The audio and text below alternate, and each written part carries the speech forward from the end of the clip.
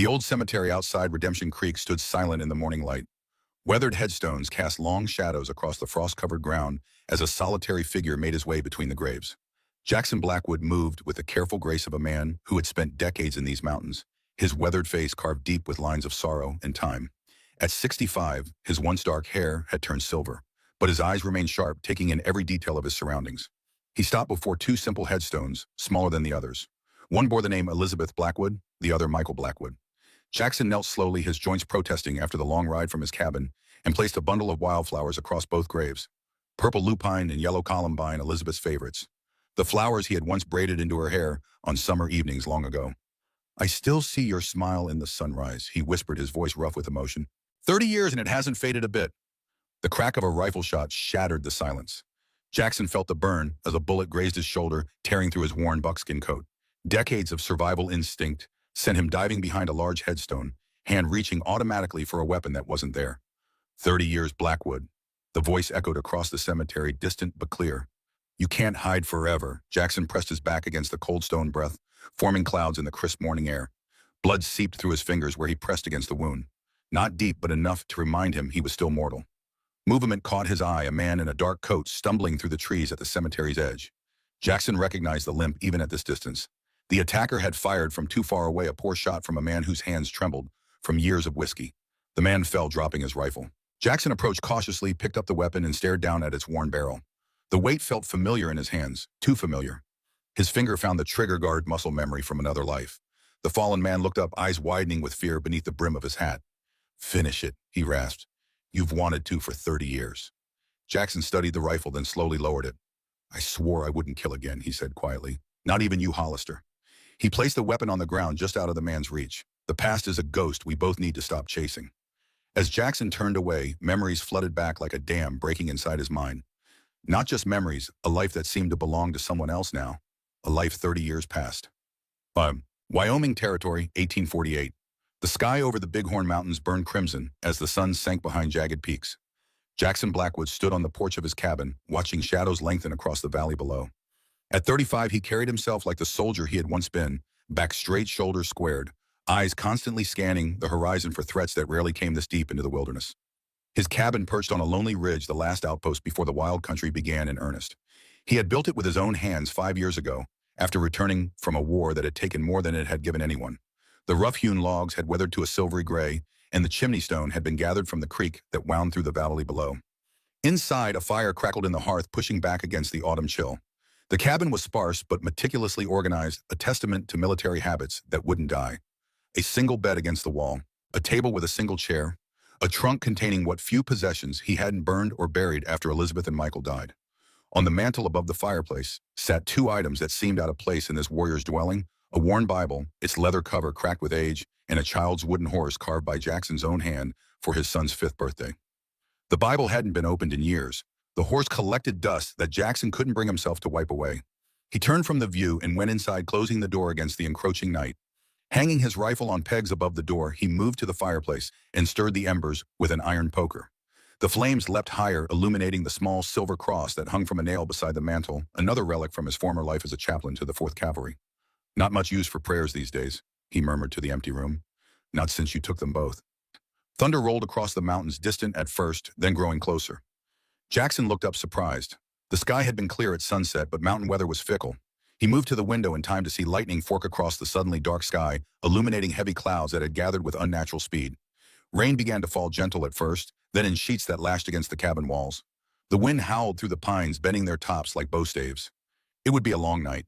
Jackson lit a lantern and placed it on the table. From a shelf, he took down a tin plate and a knife. Dinner would be simple jerky beans and the last of the cornbread baked 2 days ago. He ate mechanically, without tasting, a soldier's habit of fueling the body without concerning the mind. The storm intensified. Rain hammered the roof like fists demanding entry. Lightning flashed continuously, now turning night to day in blinding bursts.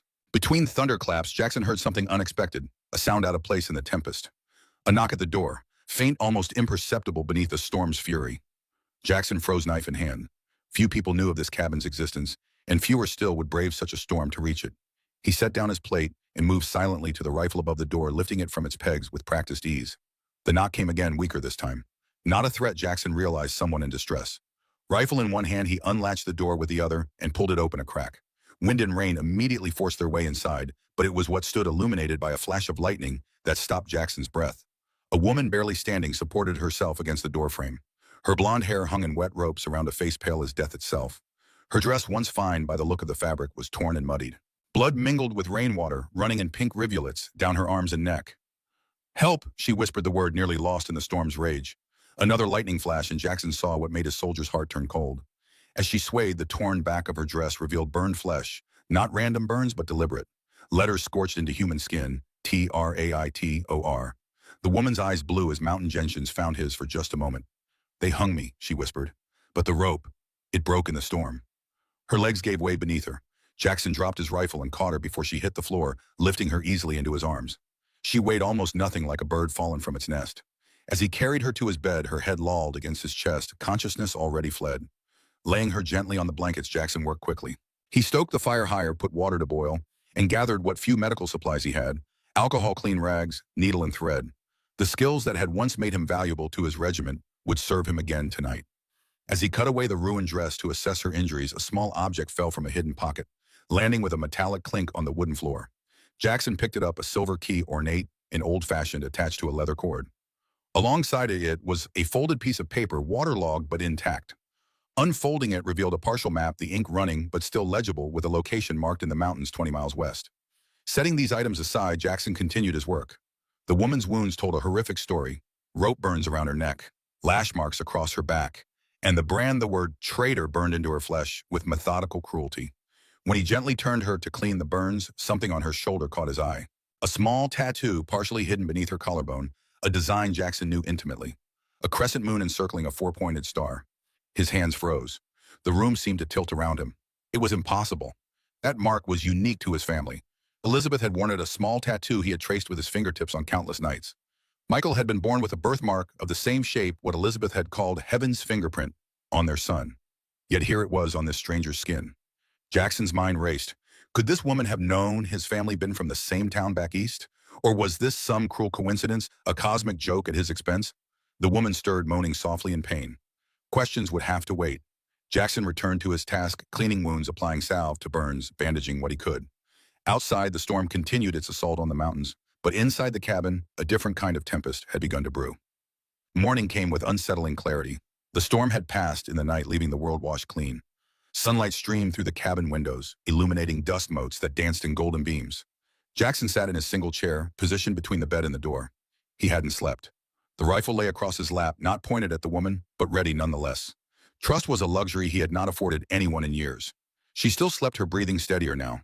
In daylight, with the grime and blood washed away, her features were more defined. High cheekbones, a straight nose, brows that arched naturally. Young, perhaps 25, though suffering had a way of aging a person beyond their years. And beautiful in the way that broken things often are, a reminder of what might have been rather than what is. Jackson rose and moved to the fireplace, adding wood to the rekindled flames. The coffee pot bubbled on its hook, filling the cabin with a rich aroma that masked the lingering smell of blood and medicine. A soft sound from the bed made him turn. The woman's eyes were open, alert, despite the pain that tightened her features. Those eyes tracked him with wary intelligence, assessing him as thoroughly as he had assessed her. "Where?" She winced, her hand going to her throat where the rope had burned. "Wyoming territory," Jackson said, keeping his distance. "My cabin. Found you half dead on my doorstep last night." She nodded slightly, a gesture that clearly cost her. "Water?" Jackson poured a cup from the pitcher by the bed and helped her sit up enough to drink. Her hands trembled, but she managed to hold the cup herself, a small assertion of independence that told him something about her character. "Thank you," she whispered after drinking, "for everything." Jackson nodded once, then returned to his chair. "Who are you?" he asked. "And who tried to hang you?" Pain flickered across her face, but it wasn't physical this time. "My name is Catherine Walsh," she said. "Most people call me Kate." She paused, seeming to gather strength. "As for who tried to hang me, men who work for my father." Jackson kept his expression neutral, but his grip tightened on the rifle. "Your father sent men to hang his own daughter." "Not directly." Her voice was becoming stronger. "He sent them to bring me back. The hanging was their initiative. A message. What kind of message needs burning words on human skin?" Kate's hand moved unconsciously to her back, feeling the bandages there. "The kind meant to warn others. This is what happens to white women who lie with savages." Bitterness edged her words. "That's what they said when they caught me." Jackson's jaw tightened. He knew that particular brand of frontier justice all too well. Your father, he said carefully. Would that be Harrison Walsh, the colonel? Surprise flashed across Kate's face. You know him? By reputation. Jackson's voice betrayed nothing of the rage that surged through him at the name. Harrison Walsh, the man who had ordered the attack on the Apache village. The man whose orders had resulted in Elizabeth and Michael's deaths. He commands Fort Laramie now, I hear. Kate nodded. He's been there 3 years. Brought me with him from St. Louis after my mother died. Her gaze dropped to her hands. He wasn't always like this. The frontier changed him. Or maybe it just revealed what was always there. Jackson stood abruptly and moved to the window, needing distance. His mind raced with implications. The daughter of Harrison Walsh in his cabin. The architect of his family's destruction, connected to him by this broken woman who somehow bore his family's mark. Why were you branded a traitor? He asked, his back still to her. Silence stretched between them. When she finally spoke, her voice was barely audible. I fell in love with a man my father considered an enemy, an Apache scout named Running Wolf. Jackson turned slowly. Apache. He worked for the army as a guide. My father trusted him. She smiled sadly. Until he found out about us. Running Wolf was killed trying to protect me when they came for us. The pieces were falling into place, forming a picture Jackson wasn't sure he wanted to see. When was this? 3 weeks ago. They kept me at the fort locked away. My father said I was sick with savage fever and needed to be cured. Her hand moved to her stomach in an unconscious gesture that Jackson didn't miss. When he discovered I was carrying Running Wolf's child, he changed. Told everyone I had died of fever. Planned to send me east on the next supply train. But his men had other ideas. Jackson's gaze sharpened. You're with child. Kate met his eyes defiantly. Yes. The men who took me said they would cut the half-breed from my belly after they were done with me. They strung me up outside a trading post as an example. Her voice broke. The storm came suddenly. Lightning struck a tree nearby. In the confusion, the rope snapped. I ran. For days, I think. I don't remember how I found this place. Jackson turned back to the window, struggling to contain the emotions warring inside him. Walsh's daughter pregnant with an Apache child. The irony might have made him laugh if it weren't so tragic. You need rest, he said finally.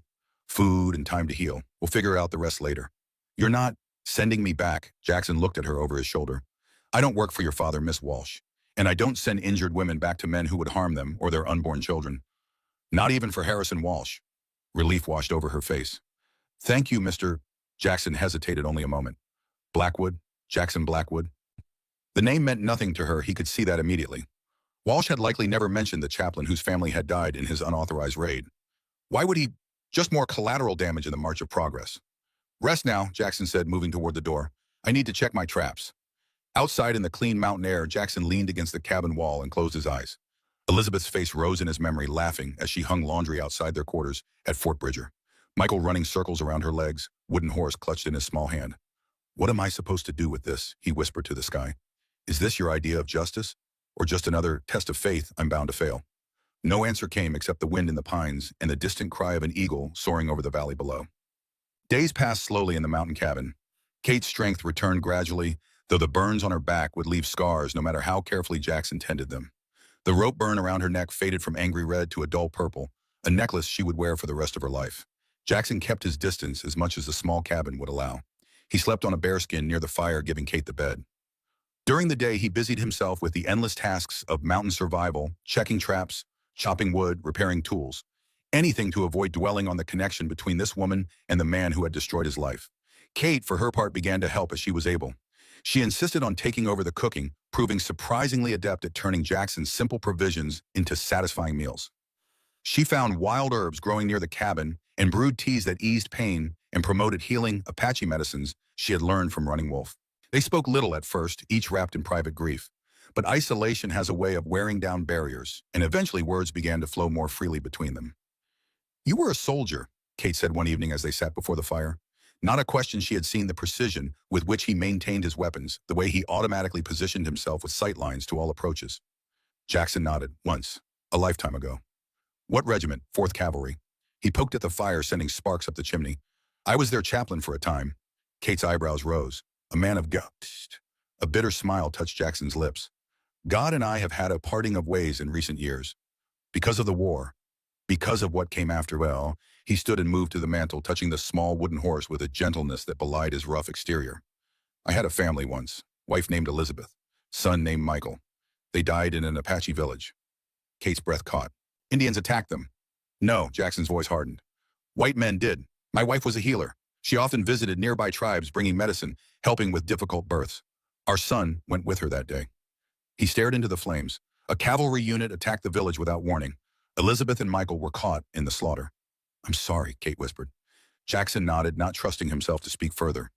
He didn't tell her that it was her father who had given the order, that Harrison Walsh had sent Jackson to the village under the pretense of peace talks only to attack while Jackson was with the chief, that Jackson had run through flames and gunfire searching desperately for his family only to find Elizabeth's body shielding their son beside the river. Both already gone. Some truths were too heavy to speak aloud. My mother died when I was 16, Kate said after a long silence. She was the gentlest soul I've ever known. My father was different when she was alive, kinder, more patient. After she passed, something hardened in him. She twisted a loose thread from her borrowed shirt between her fingers. When we came west, I barely recognized him anymore. Jackson returned to his seat. The frontier changes people. Some find their true selves here. Others lose whatever humanity they brought with them. And you, Kate asked, what did the frontier do to you? Jackson met her gaze across the fire. It showed me that faith without action is meaningless, that prayers don't stop bullets, and that sometimes the only sermon worth preaching is the one you live with your hands and your choices. Kate nodded slowly. Running Wolf said something similar once, that the Creator judges us by the paths we walk, not the words we speak. Her hand moved to her stomach, a gesture that had become habitual. I wonder what path my child will walk, carrying both worlds inside them. A difficult one, Jackson said honestly, but not impossible. I've known men of mixed blood who found their way. The child will have you to guide them. If we survive, Kate said softly, my father won't stop looking. When he sets his mind on something, he's relentless. Jackson's jaw tightened. That at least he knew to be true. We'll cross that river when we come to it. For now, you need to focus on healing and keeping that child healthy. Kate nodded, but her eyes remained troubled as they reflected the dancing flames. Later that night, when Kate had retired to the bed, Jackson removed the silver key and map fragment from the box where he had stored them. The map showed part of the mountain range to the west, with a location marked by an X near what appeared to be a canyon. The key was old, its design intricate, not military issue, but something more refined, perhaps from a strongbox or chest. Jackson studied both items carefully. What was so important about this location? And what did the key open questions that only Kate could answer, but instinct told him to wait? Trust needed to be earned on both sides. He replaced the items in the box and slid it back under a loose floorboard beneath his bare skin. Outside, an owl called into the night 3 times, then silence. Jackson moved to the window, scanning the darkness beyond the glass. Nothing moved except shadows cast by moonlight through swaying branches. Yet he couldn't shake the feeling of being watched. A soldier's instinct that had saved his life more than once. Lord, he whispered, surprising himself with the prayer, if you're still listening to the likes of me, keep us safe this night. Not for my sake, but for hers, and for the child who's done no wrong. The owl called again, closer this time. Jackson checked his rifle, then settled on his bare skin, prepared for a night of watchful waiting. A week passed. Kate's strength grew daily, her body healing with the resilience of youth. The child within her showed no ill effects from her ordeal, a blessing Jackson acknowledged with quiet gratitude. They fell into a routine that felt almost domestic, each finding comfort in the structure of daily tasks. Kate discovered Jackson's small collection of books, mostly practical guides to survival and medicine, but among them a volume of poetry by Wordsworth and a well-worn copy of The Pilgrim's Progress. She read aloud in the evenings, her voice bringing the words to life in the small cabin. Jackson found himself looking forward to these readings, a reminder of evenings with Elizabeth, when they would take turns reading to each other by candlelight. The memory brought pain, but a different kind, now bittersweet rather than raw. One morning, Jackson returned from checking his traps to find Kate sitting on the porch, sewing a tear in one of his shirts. The sight stopped him at the edge of the clearing. Her blonde head bent over her work sunlight, turning her hair to gold, her profile refined against the rough logs of the cabin wall. For a moment, he saw Elizabeth instead, and the pain was sharp enough to take his breath.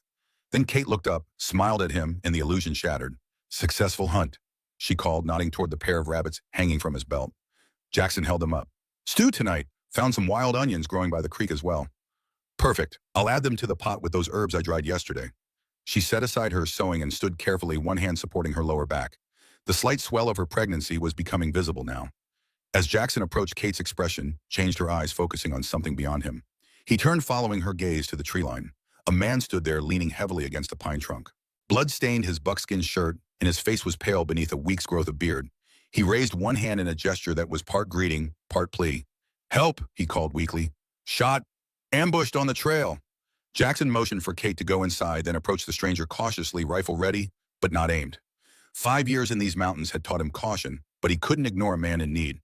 Who are you? Jackson called, stopping 20 paces from the wounded man. Name's Daniel Miller, the man replied, wincing as he shifted his weight. Trapper and guide. 2 men jumped me near Elk Creek. Took my horses, left me for dead. He slumped further against the tree. Been walking 3 days. Jackson closed the distance, scanning the trees beyond Miller for any sign of pursuit or ambush. Finding none, he slung his rifle and supported the wounded man's weight. Let's get you inside. Contend that wound there. Miller nodded gratefully, leaning heavily on Jackson as they made their way to the cabin. Kate stood in the doorway, her expression guarded but concerned. Water's already heated, she said. I'll prepare bandages. Inside, Jackson helped Miller to a chair and cut away the blood-soaked shirt. The wound was a clean shot through the shoulder, missing bone, and major vessels painful but not life-threatening if infection could be prevented. Kate worked alongside Jackson, cleaning the wound with practiced hands while Jackson prepared a poultice of yarrow and pine resin. Miller watched them both through pain-hazed eyes. Lucky man, he said to Jackson, his voice tight. Having a woman like this in the wilderness. Jackson didn't correct Miller's assumption about their relationship. Better to let the stranger think Kate belonged here, rather than invite questions about who she really was. Kate, however, had gone very still, her eyes fixed on Miller's face. Have we met before? She asked, her voice carefully neutral. Miller looked at her properly for the first time and something flickered across his features. Recognition quickly masked. Don't believe so, ma'am. I'd remember a face like yours. Kate nodded slowly, but Jackson noticed her hands were no longer steady as she finished bandaging Miller's shoulder. You need rest, Jackson told Miller. Can sleep by the fire tonight. Tomorrow we'll see about getting you on your way. Much obliged, Miller said. Don't mean to impose, but a man doesn't find much charity in these mountains. His gaze lingered on Kate as she moved away, something in his eyes that Jackson didn't like. That night, after Miller had fallen into an exhausted sleep near the hearth, Kate beckoned Jackson outside. In the silver moonlight, her face was drawn with tension. I know him, she whispered urgently. He was one of them, one of the men who took me from the fort.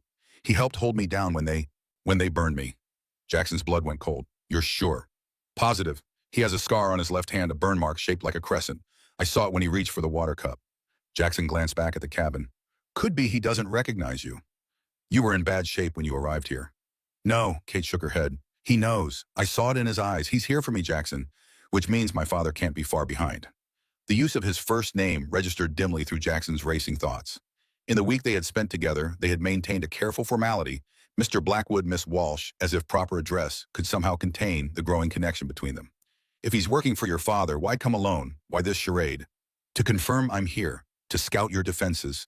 Fear edged her voice. They'll come at night with enough men to overwhelm you. My father plans meticulously. He doesn't leave things to chance. Jackson nodded slowly. Then we don't give Miller the chance to report back.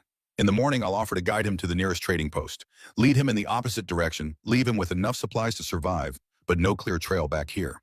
And if he refuses, Jackson's expression hardened, then I'll do what's necessary to protect you and your child.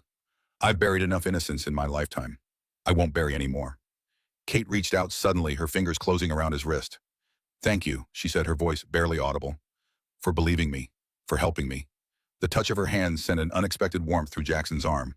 How long had it been since anyone had touched him with something other than commercial purpose? 5 years of solitude had left him unaccustomed to human contact, especially from a woman. I've seen enough of men like your father to know what they're capable of, he said, gently disengaging from her grip. Get some sleep. I'll keep watch tonight. Kate nodded and returned to the cabin. Jackson remained outside, scanning the dark forest that surrounded his small clearing. If Miller was a scout, others might already be positioned nearby, watching, waiting. The owl called again 3 times, just as it had every night since Kate's arrival. Jackson frowned. Owls were common in these mountains, but the same call pattern, night after night, that wasn't natural behavior. Moving silently, Jackson circled the cabin's perimeter, staying within the shadows. Near the edge of the trees, he found what he was looking for, the faint impression of a boot print, fresher than the rain-washed ground around it. Someone had stood here watching the cabin. They were being hunted. Dawn broke clear and cold. Jackson had spent the night alternating between keeping watch and checking on Miller, who slept fitfully, occasionally muttering in his fever dreams. Names mostly. Commands. Once he called out Colonel with such urgency that Jackson had to place a hand over his mouth to silence him. Kate rose early, her face showing the strain of a sleepless night. She avoided Miller, staying as far from him as a small cabin would allow, while she prepared a simple breakfast of cornmeal mush and coffee. Miller woke as the smell of coffee filled the cabin. He sat up slowly, grimacing, as a movement pulled at his wounded shoulder. Morning, he said, his voice rough with sleep. Smell that coffee all the way in my dreams. Jackson handed him a tin cup, strong enough to stand a spoon in it, frontier style. Miller accepted it gratefully, taking a long sip before his gaze settled on Kate, who stood by the fireplace with her back to them. Your wife's a fine nurse, he said, Hands gentle as any doctor I've known. Jackson didn't correct him. She has a gift for healing. He pushed a bowl of mush toward Miller. Eat, you'll need strength. I'm guiding you to Thompson's trading post today about 10 miles east. They can arrange transport to Fort Laramie if that's where you're headed. A flicker of something disappointment concern crossed Miller's face. Much obliged, but I don't want to be a burden. Point me in the right direction and I'll manage. No burden, Jackson said firmly. Can't, in good conscience, send a wounded man into these mountains alone. Too many ways to die out there. Miller studied him for a moment, then nodded. You're a good Christian Blackwood. Don't find many of those in the wilds. Jackson's smile didn't reach his eyes. Not sure how Christian I am these days. Just doing what needs doing. They set out an hour later, Jackson leading a reluctant Miller toward the east trail. He had given Kate clear instructions. Bar the door, keep the rifle ready, and if he wasn't back by sundown, take the horse he'd left saddled behind the cabin and ride north to a line shack he maintained for winter hunting. She would be safe there until he could find her. The day warmed as they hiked, Miller keeping pace surprisingly well for a man with a gunshot wound. They spoke little, each measuring the other, in the weathered men accustomed to solitude and suspicion. At midday, they stopped by a small creek to rest and drink. Miller sat heavily on a fallen log, sweat beading on his forehead despite the cool air. Need to rest a spell, he said. Shoulders giving me fits. Jackson nodded and knelt by the creek, filling his canteen. The water ran clear and cold over smooth stones, creating a gentle music that almost masked the sound of Miller shifting position behind him. Almost, but not quite. Jackson rolled sideways as Miller's knife slashed through the space where his back had been.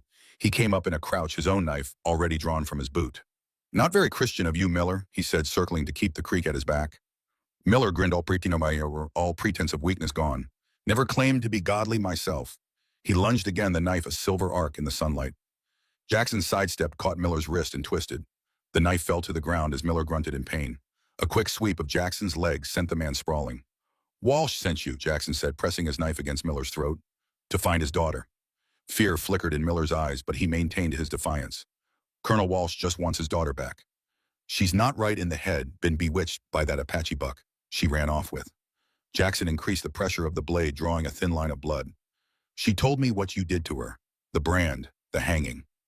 She deserved worse, Miller spat.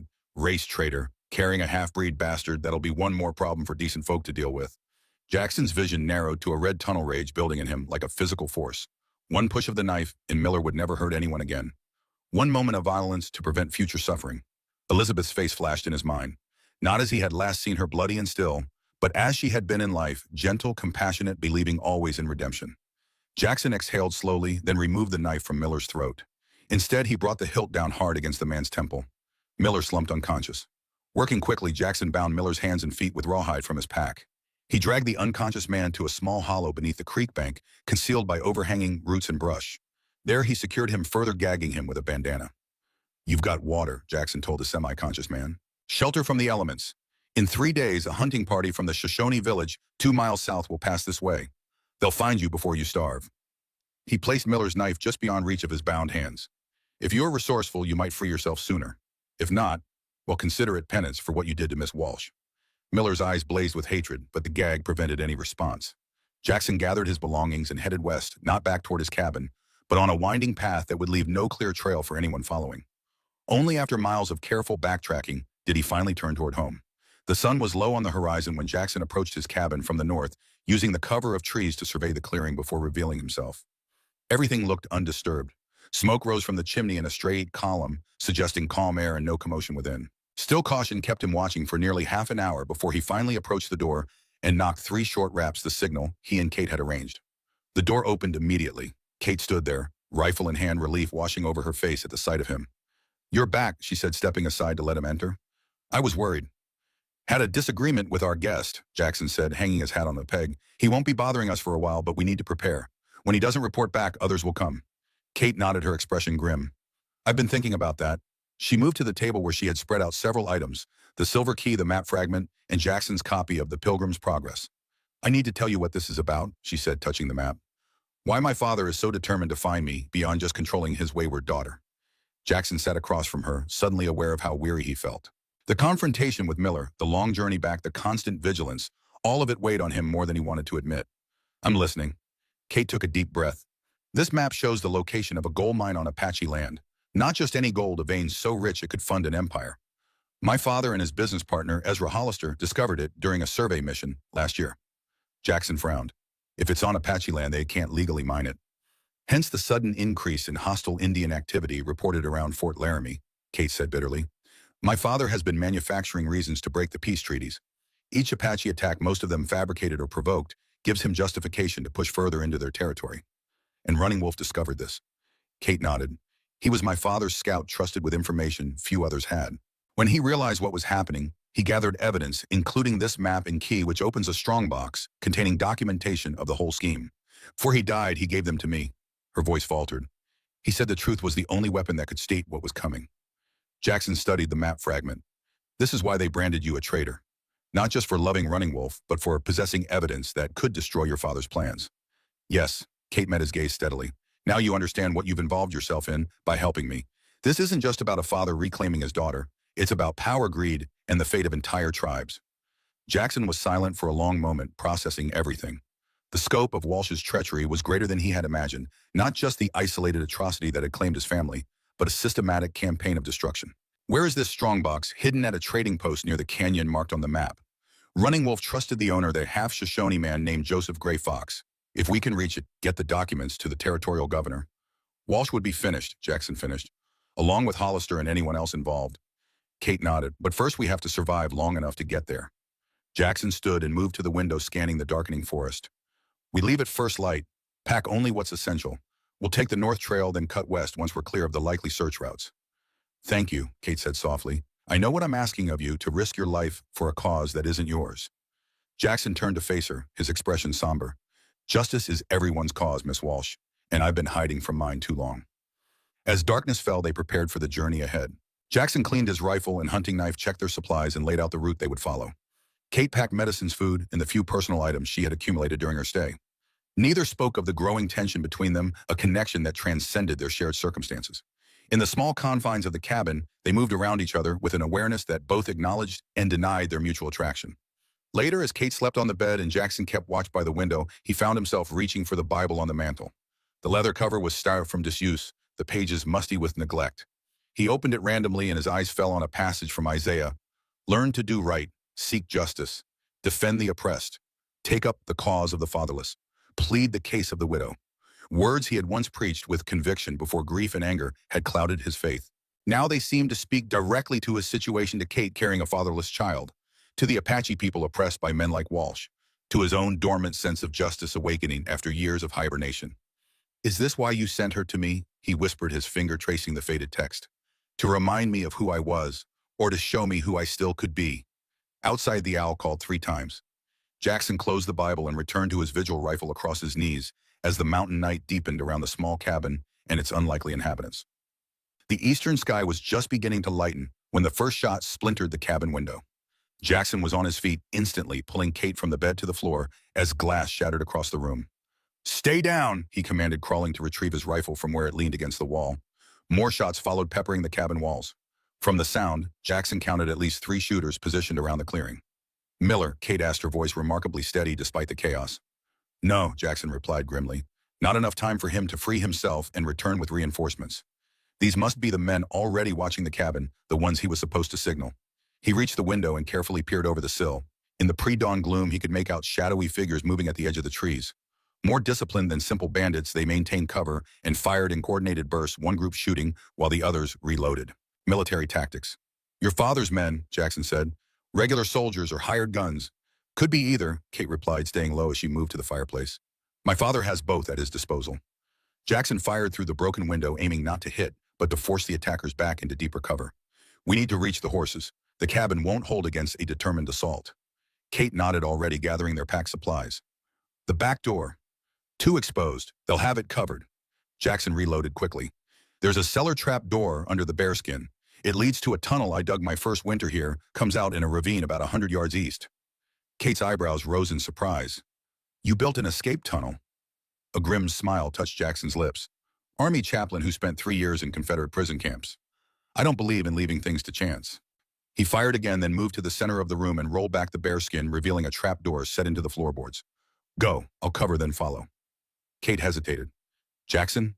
Go, he urged more forcefully. I'll be right behind you. With one last look, Kate descended through the trap door, their supplies slung over her shoulder. Jackson replaced the bearskin, then moved back to the window. The attackers were growing bolder, advancing closer to the cabin under the cover of their companions' fire. Jackson fired methodically, keeping them at bay without wasting ammunition. Then when he judged Kate had enough of a head start, he retreated to the trapdoor and slipped into the darkness below. The tunnel was narrow and low, forcing Jackson to crouch as he made his way along its length. Roots dangled from the dirt ceiling, and the air was thick with the smell of earth and confinement. His hands found the walls by memory, guiding him through the blackness toward the distant pinprick of light that marked the exit. Kate waited for him, there crouched in the shallow ravine where the tunnel emerged. She had already untied the horses Jackson kept hidden nearby, a precaution born of the same instinct that had led him to dig the tunnel. "They haven't discovered we're gone yet," she whispered as he emerged. "But they will soon." Jackson nodded, helping her mount before swinging into his own saddle. "We ride north until we hit Pine Creek, then follow it west. The water will hide our trail." They set off at a gallop, keeping to the ravine until it widened into a small valley. Behind them, gunfire still peppered the cabin, but it wouldn't be long before the attackers realized their quarry had escaped. As they rode, the sun crested the eastern mountains, bathing the landscape in golden light. Any other day, Jackson might have paused to appreciate the beauty of dawn in the high country. Today, he kept his focus on the trail ahead and the precious cargo he was escorting to safety. Kate rode well for a city-raised woman, handling her mount with confidence despite her condition. The horse was Jackson's spare, an older gelding with a gentle disposition, chosen specifically for its steady gait and calm temperament. She had named him Patience, which seemed fitting for an animal whose greatest virtue was endurance. They reached Pine Creek by mid-morning and paused to water the horses and rest briefly. Kate dismounted carefully, one hand supporting her lower back as she stretched. "Are you all right?" Jackson asked, concern evident in his voice. "The ride isn't too much." Kate shook her head. "I'm stronger than I look, Mr. Blackwood. This child is half Apache. They're born to the saddle." Jackson smiled despite himself. "Jackson," he said, "if we're running for our lives together, you might as well use my given name." A flush touched Kate's cheeks. "Jackson," she repeated softly. "It suits you." The moment hung between them, fragile and significant. Then Jackson turned away, refocusing on their immediate needs. "We should reach the trading post by nightfall if we maintain this pace," he said, studying the map Kate had brought. "But we'll need to be cautious. Word travels fast in these parts, and Walsh's men could be anywhere." Kate nodded, her expression sobering. "If anything happens to me, promise you'll get the documents to the governor. The truth needs to come out, even if I don't live to see it." Jackson looked at her sharply. "Nothing's going to happen to you. Not while I'm breathing." "You can't guarantee that," Kate said gently. "We both know the odds we're facing." Jackson approached her, stopping close enough that she had to tilt her head back to meet his gaze. "I've buried enough people I cared about, Kate. I won't bury you too." The admission hung in the air between them, unexpected and unplanned. Kate's eyes widened slightly, and her lips parted, as if to speak. Before she could, Jackson turned away and began checking the horse's tack with unnecessary thoroughness. They rode on in silence, each lost in their own thoughts, as the creek led them westward toward the canyon, where their futures would be decided one way or another. By late afternoon, the terrain had changed, becoming more rugged as they approached the foothills of the western range. The creek narrowed, running faster over rocks and small falls. Eventually, they were forced to leave its cover and strike out across open country. "How much farther?" Kate asked as the sun began its descent toward the horizon. Jackson pointed to a line of darker trees ahead. "The trading post is just beyond that ridge, another hour, maybe less." Kate nodded, her face showing the strain of the long ride despite her earlier bravado. Jackson knew she would never complain, but he could see the toll the journey was taking on her still healing body. "We'll rest here a while," he said, guiding his horse toward a small copse of pines that offered some shelter. "No sense arriving exhausted." They dismounted in the shade of the trees. Jackson helped Kate down, his hands lingering at her waist longer than necessary. She smiled up at him gratefully, and something shifted in Jackson's chest, a loosening of the tight band that had constricted his heart for 5 long years. As Kate settled against a tree trunk, Jackson stood watch at the edge of their small sanctuary, scanning the horizon for any sign of pursuit. The land stretched empty in all directions, painted in the gold and purple hues of approaching sunset. It was peaceful. Too peaceful, perhaps. A flicker of movement caught Jackson's eye, a distant rider cresting a hill to the east. Then another. And another. "Kate," he said quietly, "we need to go. Now." Kate followed Jackson's gaze to the distant horizon, where riders materialized like specters against the setting sun. Without a word, she rose and moved to her horse, ignoring the protest of tired muscles and the dull ache in her back. "How many?" she asked, her voice steady as Jackson helped her mount. 6, maybe 7, he replied, swinging into his own saddle. "Too many to fight, too many to be coincidence." They set off at a gallop, abandoning stealth for speed. The trading post was their only hope now, a sanctuary where they might find allies or at least walls behind which to make a stand. The thunder of hooves behind them grew steadily louder as they raced across the open grassland. Jackson led them on a zigzagging course, using what little cover the terrain provided, shallow gully stands of aspen rock formations that rose like monuments from the prairie floor. There, Kate pointed to a cluster of log buildings nestled in a protected valley ahead. Smoke rose from a stone chimney, and horses stood in a corral beside the largest structure, the trading post. They had almost reached it when a rifle shot cracked the air. Kate's horse screamed and stumbled, throwing her forward over its neck. Jackson wheeled his mount around, watching in horror as Kate and her horse went down in a tangle of limbs and dust. He was beside her instantly, leaping from his saddle to kneel at her side. Kate lay still, her face pale against the darkening ground. For one terrible moment, Jackson thought she was dead. Then her eyes fluttered open, dazed but aware. "Can you move?" he asked urgently, glancing over his shoulder at the approaching riders. Kate nodded, grimacing as she tried to stand. "The baby. Don't think about that now, just move." Jackson helped her to her feet, noting with relief that the blood on her skirt was from a scrape on her leg, not something worse. He boosted her onto his horse, then swung up behind her. The horse protested the double burden, but responded to Jackson's urging, carrying them the final distance to the trading post. As they approached, a man appeared in the doorway, rifle in hand. "State your business," he called, raising the weapon. "Sanctuary," Jackson replied. "Woman injured, men in pursuit." The man hesitated only briefly before lowering his rifle and gesturing them inside. "Get in quick." They dismounted Jackson, supporting Kate as they hurried into the trading post. Inside, oil lamps cast a warm glow over rough-hewn counters, stacked with goods, furs, tools, sacks of flour and coffee ammunition, and the sundry items that sustained life on the frontier. The man who had admitted them was tall and lean, with features that spoke of mixed heritage, the high cheekbones and copper skin of his native mother, the beard and blue eyes of his white father. He barred the door behind them, then turned to assess the situation. "Joseph Gray Fox," Kate asked, her voice weak but determined. The man's eyes narrowed. "Who's asking?" "I'm Catherine Walsh. Running Wolf sent me." Recognition and sorrow passed across Gray Fox's face. "He said you might come. Said to watch for a white woman carrying his child." His gaze dropped to her midsection, then returned to her face. "I heard what happened to him. I'm sorry." "There's no time," Kate said urgently. "The strong box is its safe." Gray Fox nodded, "Hidden where no one would think to look." He glanced at Jackson. "And this man, Jackson Blackwood," Kate replied. "He saved my life. He's trustworthy." Gray Fox studied Jackson for a moment and then nodded. "The men following you, Army." "Some," Jackson confirmed. "Others look like hired guns. 7 by my count." 8, Gray Fox corrected, peering through a gap in the window shutters. "They're forming a perimeter." Jackson helped Kate to a chair near the fireplace. "We need to get those documents and find a way out." Gray Fox shook his head. "No way out now except through them. Best prepare for a siege." He moved to a trapdoor behind the counter and lifted it. "But first, let's get what you came for." He descended into the cellar and returned moments later with a small iron box, ornately crafted, but showing signs of age. Kate removed the silver key from around her neck and handed it to Gray Fox, who inserted it into the lock. The mechanism turned with a solid click. Inside lay a stack of papers, maps, letters, and official-looking documents bearing military seals. Gray Fox spread them on the counter. "Running Wolf gathered these over months," he explained. "Orders for unauthorized raids, reports of fictional Apache attacks, correspondence between Colonel Walsh and mining interests back east." He tapped a map similar to the fragment Kate possessed. "And this, the true prize. Detailed surveys of gold deposits on Apache land." Jackson examined the documents, a cold fury building in his chest as he recognized Walsh's signature on orders identical to those that had led to the death of his family. It hadn't been an isolated incident. It was part of a systematic campaign. "These are enough to hang him," Jackson said quietly. "If we live to deliver them," Kate replied. A voice called from outside, cutting through the gathering dusk. "Catherine, I know you're in there. Come out now, and no one needs to get hurt."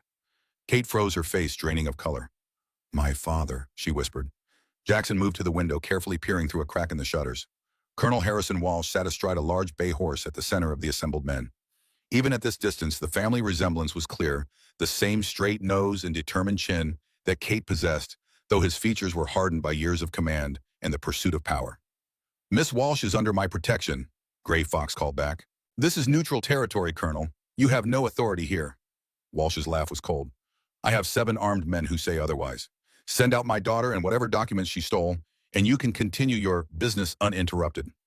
"And if we refuse," Gray Fox challenged, "then we burn this place to the ground with all of you inside." Walsh replied matter-of-factly. "Your choice." Gray Fox turned to Kate. "What do you want to do?" Kate stood, one hand pressed against her stomach, as if to protect the child within. "I won't surrender. Not to him. Not after everything he's done." Jackson nodded, admiring her courage even as he calculated their slim chances. "How well is this place stocked for defense?" 3 rifles, 2 pistols, ammunition for all," Gray Fox replied. "Food and water for a week if it comes to that. But there are 8 of them and 3 of us." "4," came a voice from the back room. A young Shoshone woman stepped into the light, a Winchester repeating rifle held confidently in her hands. I can shoot as well as any man. Gray Fox's expression softened. My wife Morning Star. Jackson acknowledged her with a respectful nod. 4 against 8. Still poor odds. Worse than you think, Gray Fox said grimly. I recognize some of those men. Former Army scouts, trackers. They won't give up easily. Outside, Walsh's patience was wearing thin.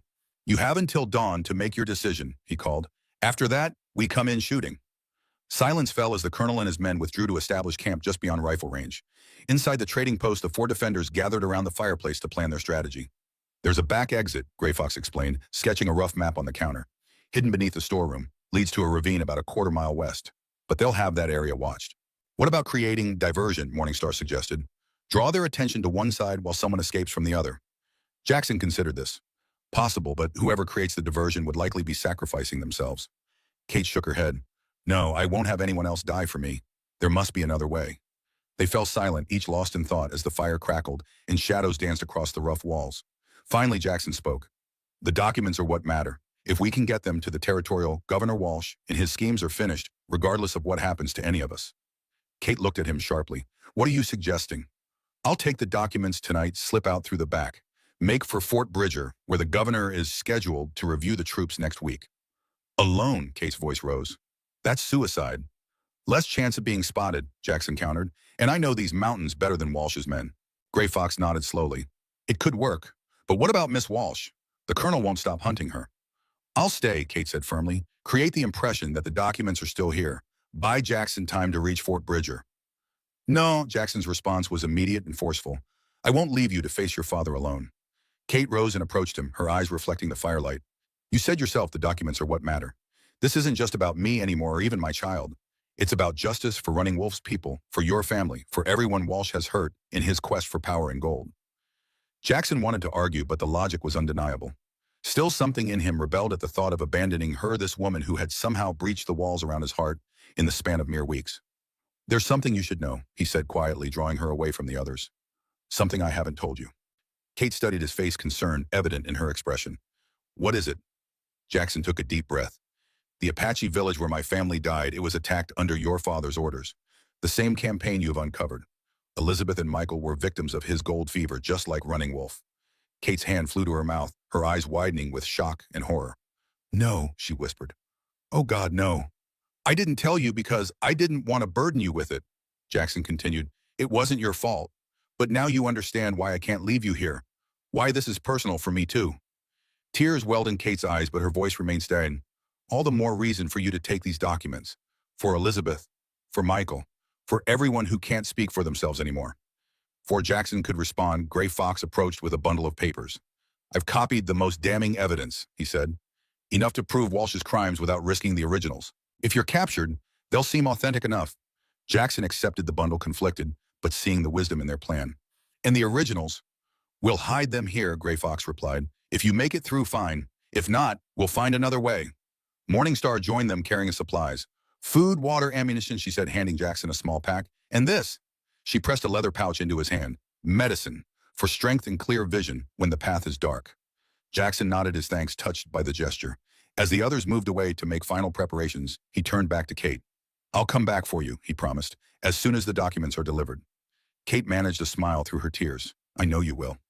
In the privacy of Gray Fox's back room, they shared a moment of quiet connection. Jackson found himself memorizing her face, the gentle curve of her jaw, the determination in her blue eyes, the strength that radiated from her, despite everything she had endured. There's something else, Kate said softly, something about Running Wolf. Jackson waited, sensing the importance of what she was about to reveal. He had a birthmark, she continued. Here. She touched her collarbone, a crescent moon encircling a 4-pointed star. He said it was a sign from his ancestors, marking him as a bridge between worlds. Jackson's breath caught. The same mark that had been on Michael's skin. The same design tattooed on Elizabeth's shoulder. The same symbol he had seen on Kate when he first tended her wounds. That's not possible, he whispered. He was found as a child by an Apache family after a raid on their village. Kate continued. Raised as one of their own, but always knew he was different. He was searching for his birth family when he joined the army as a scout. The implications crashed over Jackson like a wave. Could Running Wolf have been Michael? His son grown to manhood, only to die never knowing his true father lived just miles away. How old was he? Jackson asked, his voice barely audible. 23, Kate replied. Born during the early years of the war as best he knew. The timing matched. Michael would have been 23 this year, but it was impossible. Jackson had seen his son's body. held him in his arms as life fled. Hadn't he? The memory was fragmented, clouded by smoke and grief. Elizabeth lying beside the river, her body shielding a smaller form. Jackson had assumed it was Michael had buried what he believed were his son's remains beside his wife. But what if he had been wrong? What if in the chaos of the attack, Elizabeth had entrusted their son to an Apache family before returning to help others? What if the child Jackson buried was another victim, similar in size to his 5-year-old boy? Why didn't you tell me this before? He asked, his mind reeling. Kate's eyes filled with fresh tears. I didn't make the connection until I saw the photograph in your cabin, the one with your wife and son. The birthmark was visible on your son's shoulder. But I couldn't be certain, and I couldn't bear to give you hope that might prove false. Jackson turned away, overwhelming emotion, threatening to break through his carefully maintained composure. If Running Wolf had been Michael, then the child Kate carried was his grandchild, the last living piece of his family. The responsibility settled on him with new weight. He had to survive, had to ensure the documents reached their destination, had to return for Kate and the child she carried. I'll come back, he repeated, his voice rough with suppressed emotion. I swear it. Kate nodded, unable to speak. Instead, she reached up and touched his face, her fingers gentle against his weathered cheek. Jackson caught her hand and held it for a moment, allowing himself this small connection before the dangers that lay ahead. Outside, the night had deepened. Through the cracks in the shutters, they could see the glow of Walsh's campfire as a reminder of the enemy that awaited them. Gray Fox approached, his expression solemn. It's time. The moon has set, and the night is at its darkest. If you're going to slip past them, it must be now. Jackson nodded, gathering the pack Morningstar had prepared. The copied documents were secure inside his coat, close to his body, where they would remain dry, even if he had to ford streams or endure rain. Final preparations were made in silence. Gray Fox checked the hidden exit beneath the storeroom floor, ensuring the tunnel beyond was clear. Morningstar distributed ammunition and positioned weapons near the windows for the defense that would inevitably come at dawn. Kate stood apart, her face composed despite the turmoil Jackson knew she must be feeling. When the time came for his departure, she approached and pressed something into his hand, a small wooden carving of a horse. I found it in your cabin, she explained. It seemed important to you, a talisman for your journey. Jackson stared at the toy he had carved for Michael's 5th birthday, the last gift his son had received before the raid. That Kate had thought to bring it, had recognized its significance, without being told, touched him deeply. Thank you, he said simply, tucking the small horse into his shirt pocket next to his heart. With final nods to Gray Fox and Morningstar, Jackson descended into the tunnel beneath the storeroom. Kate's whispered Godspeed, following him into the darkness. The tunnel was narrow and low, forcing him to crouch as he moved through the damp earth. The air was heavy with the scent of soil and roots, and complete darkness enveloped him once the trapdoor closed above. Moving by touch alone, Jackson followed the passage as it curved westward, eventually emerging in a ravine just as Gray Fox had described. The night air was crisp with the promise of frost by morning. Jackson paused, allowing his eyes to adjust to the starlight, while he listened for any sound that might betray the presence of Walsh's men. Hearing nothing, he began to move quietly up the ravine, keeping to the shadows of the rock walls. His plan was simple but dangerous: circle wide around the trading post, retrieve his horse from where Gray Fox's young assistant had hidden it, then make for Fort Bridger at top speed. If all went well, he could cover substantial ground before Walsh realized he was gone. The terrain was familiar to Jackson. He had hunted these slopes in years past, knew the game. Trails and water sources, the places where a man could move unseen, and those where exposure was inevitable. This knowledge was his greatest advantage over Walsh's men, most of whom would be accustomed to the open prairie around Fort Laramie, rather than the rugged foothills of the Western Range. He had traveled perhaps a mile when a sound froze him in mid-step, the soft nicker of a horse close by. Dropping to a crouch, Jackson scanned his surroundings. There in a small clearing to his right, a figure sat motionless on horseback, silhouetted against the star-filled sky. A sentry. Walsh had been more thorough than anticipated, positioning men to watch the ravine, despite its hidden nature. Jackson weighed his options. To retreat meant failure before his mission had properly begun. To proceed meant almost certain discovery. To remain in place invited eventual detection as dawn approached. The decision was made for him when the sentry's horse caught his scent and whinnied softly. The rider immediately tensed, scanning the darkness where Jackson hid among the juniper bushes. Who's there? The man called his hand, moving to the rifle in his saddle holster. Jackson remained motionless, barely breathing as the rider dismounted and advanced cautiously, rifle now in hand. The man was perhaps 20 paces away, moving slowly, his attention focused on the area where Jackson concealed himself. 15 paces. 10. The distance closing with each careful step. When the sentry was just 5 paces away, a rock clattered down the slope to Jackson's left, a small avalanche triggered by some nocturnal creature. The man turned toward the sound, momentarily distracted. Jackson seized the opportunity. Rising from his hiding place, he closed the distance in 3 silent strides and brought the butt of his hunting knife down hard on the back of the sentry's head. The man collapsed without a sound, unconscious before he hit the ground. Working quickly, Jackson bound and gagged the unconscious man with strips torn from his own bandana. He dragged the sentry beneath a rocky overhang where he would be hidden from casual observation, then claimed the man's horse, a sturdy bay gelding with army markings on its saddle. Leading the horse well away from the area before mounting, Jackson set off toward the north, away from both the trading post and his original planned route. Only after riding for nearly an hour did he turn west, making for the mountain passes that would eventually lead to Fort Bridger. The night passed in a blur of starlight and shadow, the rhythm of the horse's hooves beneath him, the only constant in a landscape that shifted from prairie to foothills to the beginnings of true mountain terrain. Jackson pushed on without rest, knowing that time was his most precious commodity. Dawn found him high in the mountains following a game trail that wound through stands of pine and aspen. Below, mist filled the valleys like ethereal lakes, concealing the world he had left behind. Above, the first rays of sunlight gilded distant peaks with gold and rose. It was in this moment of fragile beauty that Jackson allowed himself to truly contemplate what Kate had told him about Running Wolf. Could the Apache warrior truly have been his son? The coincidence seemed too great, the birthmark too specific to be chance. Yet the idea that Michael had lived, had grown to manhood without knowing his true father, only to die at the hands of the same forces that had separated them. Originally, it was almost too cruel to bear. And if Running Wolf had been Michael, then the child Kate carried was indeed his grandchild. The last living branch of his family tree, carrying both his blood and that of the Apache people his wife had so respected. The irony was not lost on Jackson. He who had once preached God's divine plan from pulpits and around campfires now found himself questioning what kind of plan could include such pain, such loss, and such unexpected connection. He rode on the mountains rising around him like silent witnesses to his journey. By midday, he had reached a high pass where the trail narrowed between towering rock walls. Beyond lay the western slopes and eventually Fort Bridger with its promise of justice. Jackson paused to rest the horse and take a small meal of jerky and hardtack from his pack.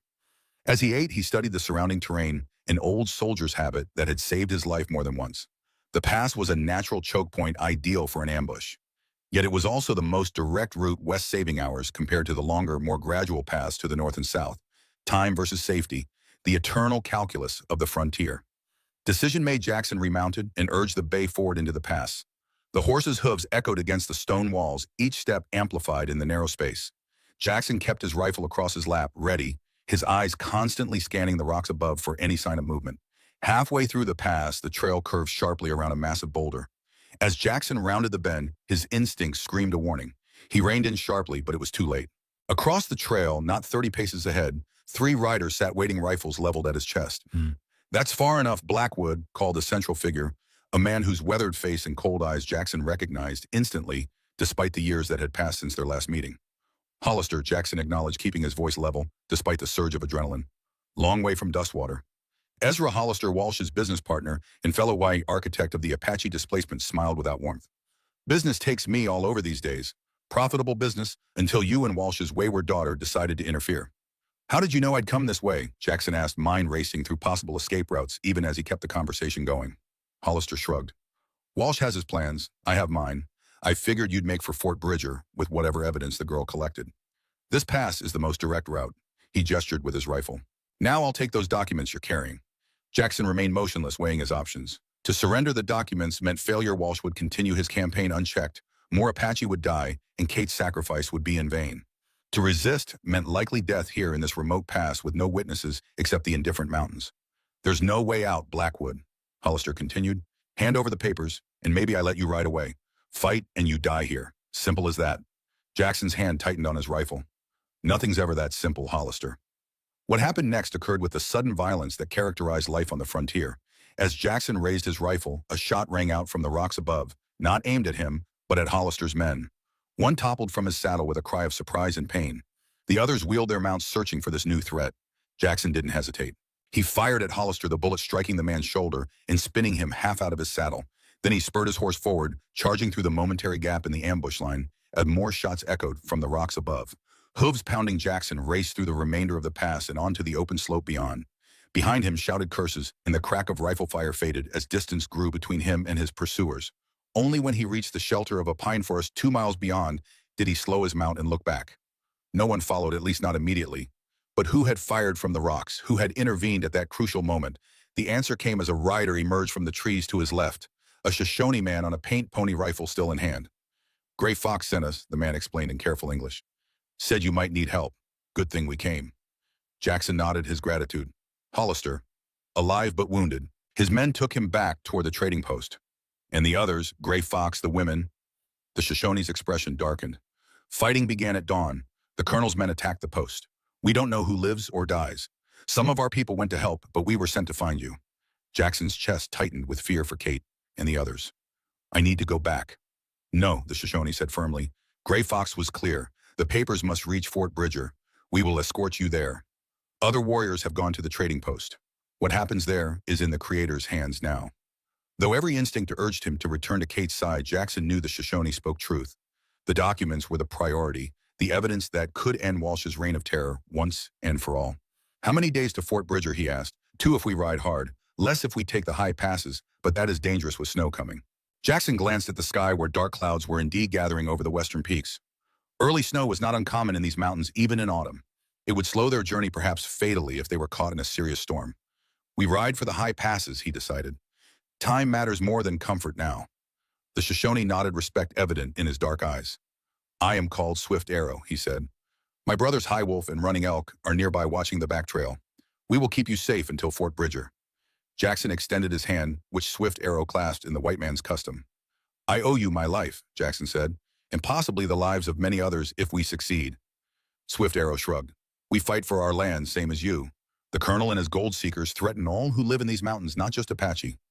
With that pragmatic assessment, Swift Arrow whistled softly. 2 more Shoshone riders emerged from the trees, rifles ready, eyes constantly scanning for danger. Together, the small party set off toward the higher trails, racing against both pursuing enemies and the approaching storm. The day passed in a blur of increasing elevation and deteriorating weather. By late afternoon, snow began to fall gently at first, then with increasing intensity as the storm system moved in from the west. Temperature dropped rapidly and wind rose to whip the snowflakes into horizontal streaks that stung exposed skin and reduced visibility to mere yards. The Shoshone guides pressed on with unerring confidence, following trails invisible to Jackson's eyes. Their knowledge of the mountain geography was intimate and precise: where to find shelter, which slopes to avoid due to avalanche risk, how to navigate by landmarks mostly obscured by the storm. As darkness fell, Swift Arrow led them to a small cave set into a cliff face sheltered from the worst of the wind. Inside, they found dry wood stacked against the wall, evidence that the Shoshone used this place regularly in their travels. We stay here tonight, Swift Arrow announced. Storm too strong for safe travel. Continue at first light. Though Jackson chafed at the delay, he recognized the wisdom in the decision. Trying to navigate the high passes in a blizzard at night was suicide regardless of the urgency of their mission. The 4 men established camp, efficiently building a small fire near the cave mouth where the smoke could escape without filling their shelter. The horses were brought inside and positioned at the rear of the cave, their body heat providing additional warmth in the confined space. As they shared a simple meal of jerky, dried berries, and pinole, Jackson studied his companions. All 3 Shoshone were young, perhaps in their early 20s, but carried themselves with the quiet confidence of experienced warriors. Their rifles were well maintained, and each wore a mix of traditional clothing and items acquired through trade, with whites, wool blankets, cotton shirts beneath buckskin vests, cavalry boots beneath fringed leggings. You know Gray Fox well, Jackson asked as they huddled near the fire. Swift Arrow nodded. He is married to our cousin, a good man who treats her with respect. Unusual for a half-breed in these times. The term was stated without malice, simply a factual description in a world where blow-in lines often determined one's place in treatment. And you trust him, Jackson continued, enough to ride into danger on his word. Gray Fox does not lie. High Wolf responded, speaking for the first time. His English was more accented than Swift Arrow's, but clear. He said you carry proof of the colonel's crimes, proof that might stop the killing of our Apache brothers. That is worth riding for. Running Elk, the youngest of the 3, added something in Shoshone. Swift Arrow translated, he says his sister's husband was killed in one of the colonel's raids last summer, a raid that never happened according to the army, but left 20 dead nonetheless. Jackson nodded grimly. The pattern was clear: fabricated attacks justifying retaliatory strikes, all in service of clearing Apache from lands that contained gold. How many had died for Walsh and Hollister's greed? How many families torn apart like his own? We will get you to Fort Bridger, Swift Arrow promised, even if the storm continues, even if the colonel's men follow. This is our sacred duty now. Jackson extended his hands toward the fire-warming fingers stiffened by cold and the long day's ride. And what of the trading post, Gray Fox, the women? Swift Arrow's expression revealed nothing. Other warriors went there. Good fighters. If they arrived in time, perhaps your friends still live. It was small comfort, but the only kind available in their current circumstances. Jackson thought of Kate, her courage, her determination to see justice done despite the personal cost. He prayed she had survived the attack, that she and her unborn child were safe, the child who might be his grandchild, the last living link to Michael if Running Wolf had indeed been his son. From his shirt pocket, Jackson removed the small wooden horse Kate had given him before his departure. In the flickering firelight, the simple carving seemed to come alive, its lines flowing with a grace that belied its rough creation. He had carved it for Michael's birthday, working on it during evening hours as after his chaplain duties were complete, the wood taking shape beneath his knife as he imagined his son's delight. Now it served as both talisman and reminder of all that had been lost and all that might yet be saved. Swift Arrow watched him with curious eyes. "Medicine object?" he asked. Jackson smiled faintly. "Of a sort, a reminder of why I'm making this journey." When the Shoshone nodded, understanding the concept of objects that carried power beyond their physical form. From around his neck, he removed a small leather pouch and opened it, extracting a polished stone shot through with veins of red. "My medicine," he explained, "found on the day of my first vision quest. It speaks to me sometimes in dreams, tells me which path to follow when the way is unclear." He offered the stone to Jackson, who accepted it respectfully, feeling its smooth weight in his palm. There was nothing obviously special about it, just a river stone with interesting coloration. Yet Swift Arrow treasured it as a connection to the spiritual world that guided his people's lives. Jackson returned the stone with a nod of appreciation for the sharing of something so personal. In that moment, he felt the distance between their worlds narrow slightly, two men from different cultures finding common ground in sacred objects and shared purpose. Outside, the storm raged on snow, accumulating in drifts that would make tomorrow's travel challenging at best. Jackson added wood to the fire, then settled against his saddle to attempt sleep. His last conscious thought was of Kate somewhere in the darkness below, fighting her own battle while he carried forward the means to end the larger war. "Keep her safe," he whispered the prayer, directed to whatever deity might be listening in this wild, unforgiving land. Morning arrived with deceptive brightness. The storm had passed in the night, leaving behind a world transformed, every surface covered in pristine white that glittered like diamond dust in the early sunlight. The beauty was breathtaking, but treacherous, concealing terrain features that might mean the difference between safe passage and disaster. The Shoshone warriors studied the snow with practiced eyes, assessing its depth and consistency. After a brief conference in their own language, Swift Arrow approached Jackson. "Snow is deep but not too heavy," he reported. "We can travel but slowly. Must watch for hidden dangers." Jackson nodded his understanding. "How far to Fort Bridger from here?" "If no more storms come, we reach there by tomorrow night." They broke camp efficiently, erasing as much evidence of their presence as possible. The horses protested as they were led out into snow that reached their knees in places, but the animals were mountain-bred and soon adjusted to the conditions. Progress was indeed slow. What would have been an easy day's ride in clear weather became an exhausting slog through drifts and over ice-slick rocks. The Shoshone led the way, rotating positions so that no one man bore the brunt of breaking trail for too long. By midday, they had covered perhaps half the distance they would have managed under normal conditions. Swift Arrow called a halt in a small clearing where the snow was less deep, allowing the horses to rest and graze on exposed patches of grass. As they shared a cold meal of jerky and hardtack, High Wolf suddenly stiffened his head, turning toward the back trail like a hound catching a scent. "Riders," he said quietly, "following our tracks." Jackson and the others moved to where High Wolf stood, listening intently. At first, Jackson heard nothing except the soft sigh of wind through snow-laden branches. Then it came to him, the distant but unmistakable sound of horses moving through snow, the occasional clink of metal that might be bridle chains or weapons. "How many?" Jackson asked.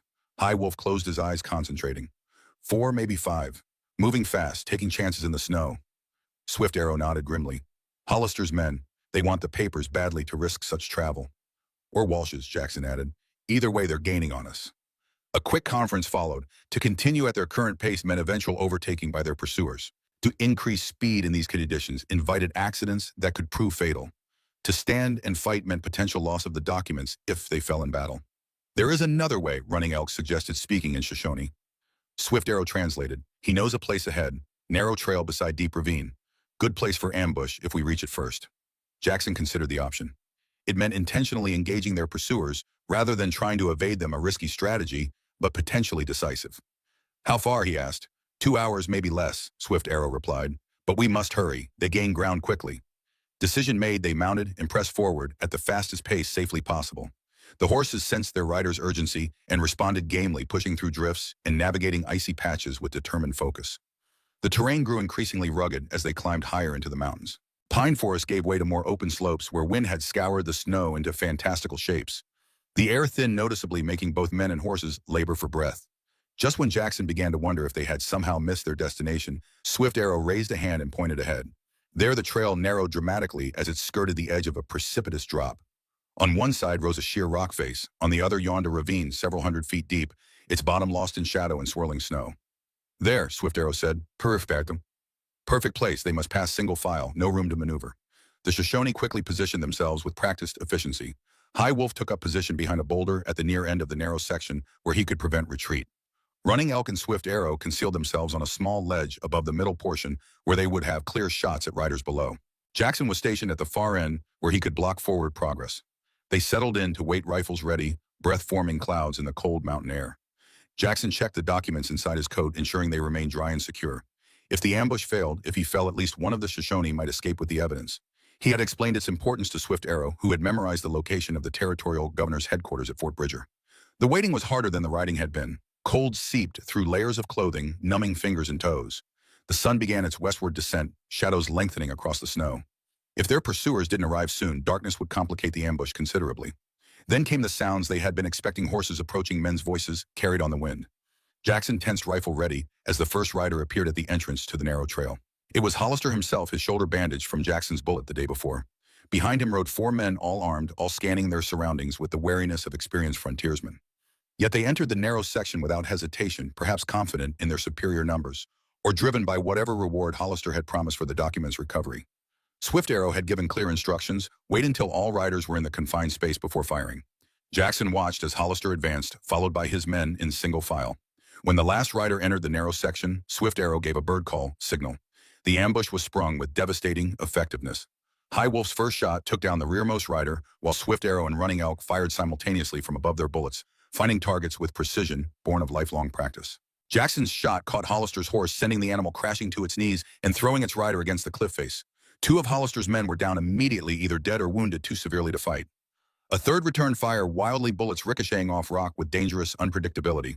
The fourth had dismounted and taken cover behind his fallen horse, firing with more discipline at the Shoshone positions above.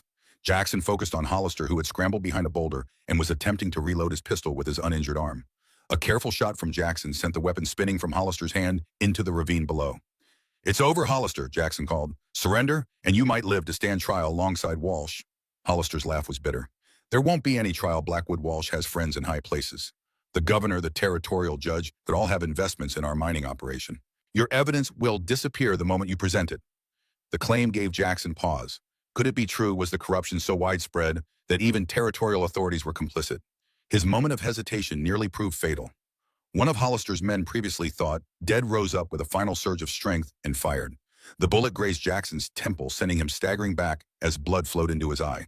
Swift Arrow's return shot ended the threat permanently, but Jackson found himself dangerously close to the ravine edge, snow crumbling beneath his boots. As he struggled to regain his balance, Hollister charged from cover, desperation lending him strength despite his wounded shoulder. He slammed into Jackson with his full weight, driving them both toward the precipice. "If I die, you die with me," Hollister snarled, his face contorted with pain and hatred. "And those papers die too." They grappled at the very edge, boots slipping on snow and ice, the abyss yawning hungrily below. Jackson felt the documents crinkle inside his coat as Hollister's grasping hand sought them. With desperate strength, he twisted, reversing their positions so that Hollister was the one with his back to the drop. "This ends now." Jackson gasped and pushed. Hollister's eyes widened with the sudden realization of his fate. His mouth opened in a scream that echoed up from the ravine as he fell tumbling end over end until darkness swallowed him. Jackson collapsed to his knees, breathing heavily, blood still trickling from the bullet graze. Around him, the brief, violent fight had ended. The Shoshone warriors moved among the fallen enemies, ensuring none still posed a threat. Snow that had been pristine white minutes before was now stained crimson in patches, the stark contrast a visual representation of how quickly violence could transform beauty into horror. Swift Arrow approached, concern evident in his expression as he examined Jackson's wound. "Not deep," he pronounced. "Head wounds bleed much, but heal fast." Jackson nodded, wincing as the movement sent fresh pain lancing through his temple. Hollister said the governor is involved, that the evidence won't matter. Swift Arrow considered this as he bound Jackson's wound with a strip of clean cloth. "Maybe true, maybe lie from dying man. Either way, we must try. Too many have died already." It was the only path forward, regardless of Hollister's claims. Jackson struggled to his feet, steadied by Swift Arrow's supporting hand. "How far to Fort Bridger now?" he asked. "Half-day's ride tomorrow if we make good camp tonight and start early." Jackson glanced at the bodies scattered across the snow. "And these," Swift Arrow shrugged. "Mountain will take them when spring comes, or wolves before then. They chose this path." There was a certain frontier justice in that assessment. Jackson didn't argue as they collected the dead men's weapons and ammunition, valuable resources in this unforgiving land, before continuing their journey. They made camp that night in another cave smaller than the previous one, but adequate for their needs. Jackson's head throbbed despite the medicine Swift Arrow had applied, and exhaustion weighed on him like a physical burden. Yet sleep proved elusive as his mind churned with questions and concerns. Was Hollister right about the governor's involvement? Would the documents prove worthless if the very authorities they appealed to were complicit in Walsh's schemes? And what of Kate? Had she survived the attack on the trading post? Was she even now wondering if he had succeeded in his mission, or had she already fallen victim to her father's relentless pursuit? The small wooden horse seemed to grow heavier in his pocket, a tangible reminder of all that had been lost and all that might yet be saved. Jackson removed it, turning it over in his hands as firelight played across its simple curves.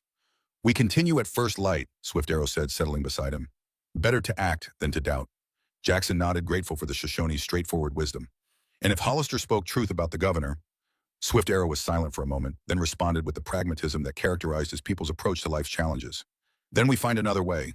There is always another path, even when the first is blocked." With that assurance, meager though it was, Jackson finally surrendered to exhaustion, slipping into a sleep haunted by dreams of falling men and women with birthmarks shaped like stars. Dawn broke clear and cold over the mountain camp. Jackson woke to the scent of coffee, a luxury he hadn't expected in these circumstances. Swift Arrow had traded for a small amount at the last settlement they'd passed, saving it for this final morning of their journey. "For strength," the Shoshone explained, handing Jackson a steaming cup. "Important day." Jackson accepted the offering gratefully.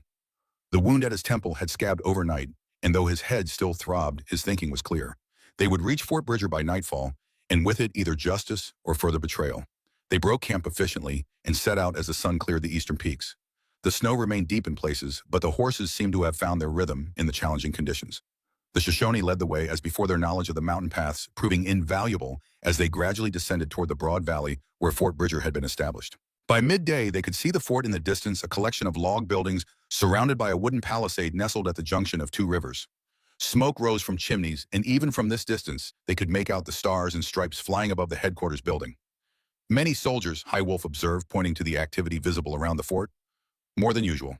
Swift Arrow nodded. "The governor's visit. They prepare." Jackson studied the scene, calculating their best approach. If Hollister had spoken truth about the governor's involvement in Walsh's schemes, riding directly into the fort with their evidence might be suicidal. Yet what alternative did they have? "We need to determine who can be trusted," Jackson said, thinking aloud. "Not all at the fort would be complicit, even if the governor is." Swift Arrow pointed to a small cluster of lodges set apart from the fort. "Shoshone Camp, Chief Washaki's people. They trade with the fort, but keep their distance. We go there first, learn what we can." The suggestion made sense. Chief Washaki was known as a skilled diplomat who maintained peaceful relations with whites while protecting his people's interests. If anyone could advise them on the political currents at Fort Bridger, it would be he or his counselors. They approached the Shoshone camp cautiously, conscious that even among their own people, Swift Arrow and his companions might not be immediately recognized or welcomed. Relations between different bands of the same tribe could be complex, influenced by territorial considerations and past interactions. Their concerns proved unnecessary. Upon recognizing Swift Arrow's distinctive paint pony and the tribal markings on their clothing, the camp's sentries greeted them with reserved but respectful gestures, escorting them to a large lodge at the center of the encampment. Inside, they found not only several Shoshone elders, but also, to Jackson's surprise, a white man in the uniform of an army major. The officer looked up sharply as they entered, his hand moving instinctively toward his sidearm before relaxing at the evident respect with which the Shoshone treated the newcomers. "Who's this?" the major asked, his gaze settling on Jackson with particular intensity. Before Jackson could respond, one of the elders spoke in Shoshone. Swift Arrow replied in the same language, a rapid exchange that excluded the white men present. The elder's expression remained impassive, but Jackson noted a subtle shifting among the other Shoshone, a tension that hadn't been there moments before. Finally, the elder addressed Jackson directly in accented but clear English. "I am Yellowhawk Counsel to Chief Washaki. These warriors say you carry evidence against Colonel Walsh. Is this true?" Jackson glanced at the major, uncertain whether to speak freely in his presence. Yellowhawk noted his hesitation. "Major Reynolds is not friend to Walsh. You may speak." "It's true," Jackson confirmed. "Documents proving Walsh has fabricated Apache attacks to justify clearing them from land containing gold deposits, land he and his partner Hollister planned to mine illegally." Major Reynolds straightened, his expression hardening. "Serious accusations, Mr. Blackwood. Jackson Blackwood." A flicker of recognition crossed the major's face. "The chaplain from Fort Bridger years back." Jackson nodded, surprised to be remembered. "You know me. By reputation only. You were gone before I was posted there." Reynolds studied him thoughtfully. "These documents, you plan to present them to the governor?" "That was my intention, until Hollister claimed the governor himself is involved in their scheme." Reynolds and Yellowhawk exchanged glances. "Hollister might not have been lying," the major said carefully. "Governor Thayer has investment interests in several mining operations. Nothing inherently improper about that, but it does create potential conflicts." Then what's the point? Jackson asked, frustration evident in his voice. If those with authority to act are compromised, where does justice come from? Yellowhawk spoke again. Justice comes from truth spoken so all can hear. Not just governor, but territorial command newspapers, Washington officials. Many ears, not just one. Reynolds nodded. He's right. The governor isn't all-powerful. There's a chain of command, civilian oversight. If the evidence is compelling enough, it won't matter who tries to bury it. He leaned forward. May I see these documents? Jackson hesitated only briefly before removing the packet from inside his coat. He'd come too far, risked too much to hold back now. Either Reynolds was trustworthy or their mission had failed before it truly began. The major examined the papers carefully, his expression growing grimmer with each page he turned. This is comprehensive, he said finally. Orders for attacks that were never officially sanctioned. Falsified reports of Apache raids. Survey maps of gold deposits on protected land. He looked up at Jackson. Where did you get these? From Catherine Walsh, the colonel's daughter. She and her Apache companion gathered them over months before he was killed, and she was captured. She barely escaped with her life. Reynolds' eyebrows rose. Miss Walsh is alive. Last report had her dying of fever at Fort Laramie. A cover story. Walsh couldn't admit his daughter had run off with an Apache scout. When he discovered she was carrying the man's child, he arranged to have her sent east. But his men had other ideas. They tried to hang her as an example. The major's disgust was evident. And now, she was at Gray Fox's trading post last I saw her. Walsh and his men were closing in. I don't know if she... Jackson couldn't finish the sentence. Yellowhawk spoke again to Swift Arrow in Shoshone. The younger man replied at length, gesturing occasionally toward Jackson. Whatever he said caused a murmur among the gathered Shoshone. What is it? Jackson asked. Yellowhawk's dark eyes were unreadable. He says the woman carries a child marked by the spirits, a child who will be bridged between worlds, bearing the sign of the star in moon. Jackson's heart seemed to stop. The birthmark. You know of this sign? My son had the same mark. My wife bore it as a tattoo. Jackson swallowed hard. The father of Catherine's child, an Apache called Running Wolf, had it as well. Silence fell in the lodge as the implications settled over those present. Even Major Reynolds, presumably unfamiliar with the spiritual significance the Shoshone attached to such marks, seemed to sense the weight of the moment. There is more, Yellowhawk continued. Word came yesterday from our brothers to the west, fighting at Gray Fox's trading post. Colonel Walsh and his men attacked but were driven back by Shoshone warriors who arrived to help. Jackson leaned forward eagerly. And the people inside Gray Fox, the women. Gray Fox lives though wounded. His wife fights with the courage of her ancestors. Yellowhawk paused. The white woman was taken. Taken, Jackson's voice cracked. By whom? By her father. When the attack failed, he and two men broke through at night. They took her east toward Fort Laramie. The news hit Jackson like a physical blow. Kate captured and being taken back to the very place she had fled at such cost. Back to her father's control, back to whatever fate he had planned for her and her unborn child. I have to go after her, Jackson said, already rising to his feet. Reynolds held up a hand. Wait, Blackwood. Think. Fort Laramie is 3 days hard ride from here, and that's in good conditions. Walsh has a head start, and once he's back at his command, you won't be able to touch him without these. He tapped the documents. What do you suggest that I abandon her to Walsh while we navigate territorial politics? I suggest we use the system against him, Reynolds replied evenly. The governor arrives tomorrow for the troop review. General Crook comes with him, a man known for his fair treatment of Indians and his intolerance for corruption. We present the evidence to both in public, where it can't be ignored or buried. And if the governor is complicit, as Hollister claimed, then Crook isn't. I know the general. He'll act on evidence this damning regardless of who it implicates. Yellowhawk nodded agreement. The Gray Eagle speaks truth. Better to fight with words in council than alone with rifle against many. Jackson paced the confines of the lodge, torn between the desperate need to ride after Kate immediately and the pragmatic recognition that Reynolds' approach offered better odds of success. Every instinct urged him toward Fort Laramie, yet logic argued for patience. One day, he said finally, I'll wait 1 day for this governor and general. If they don't act immediately, I ride for Fort Laramie alone.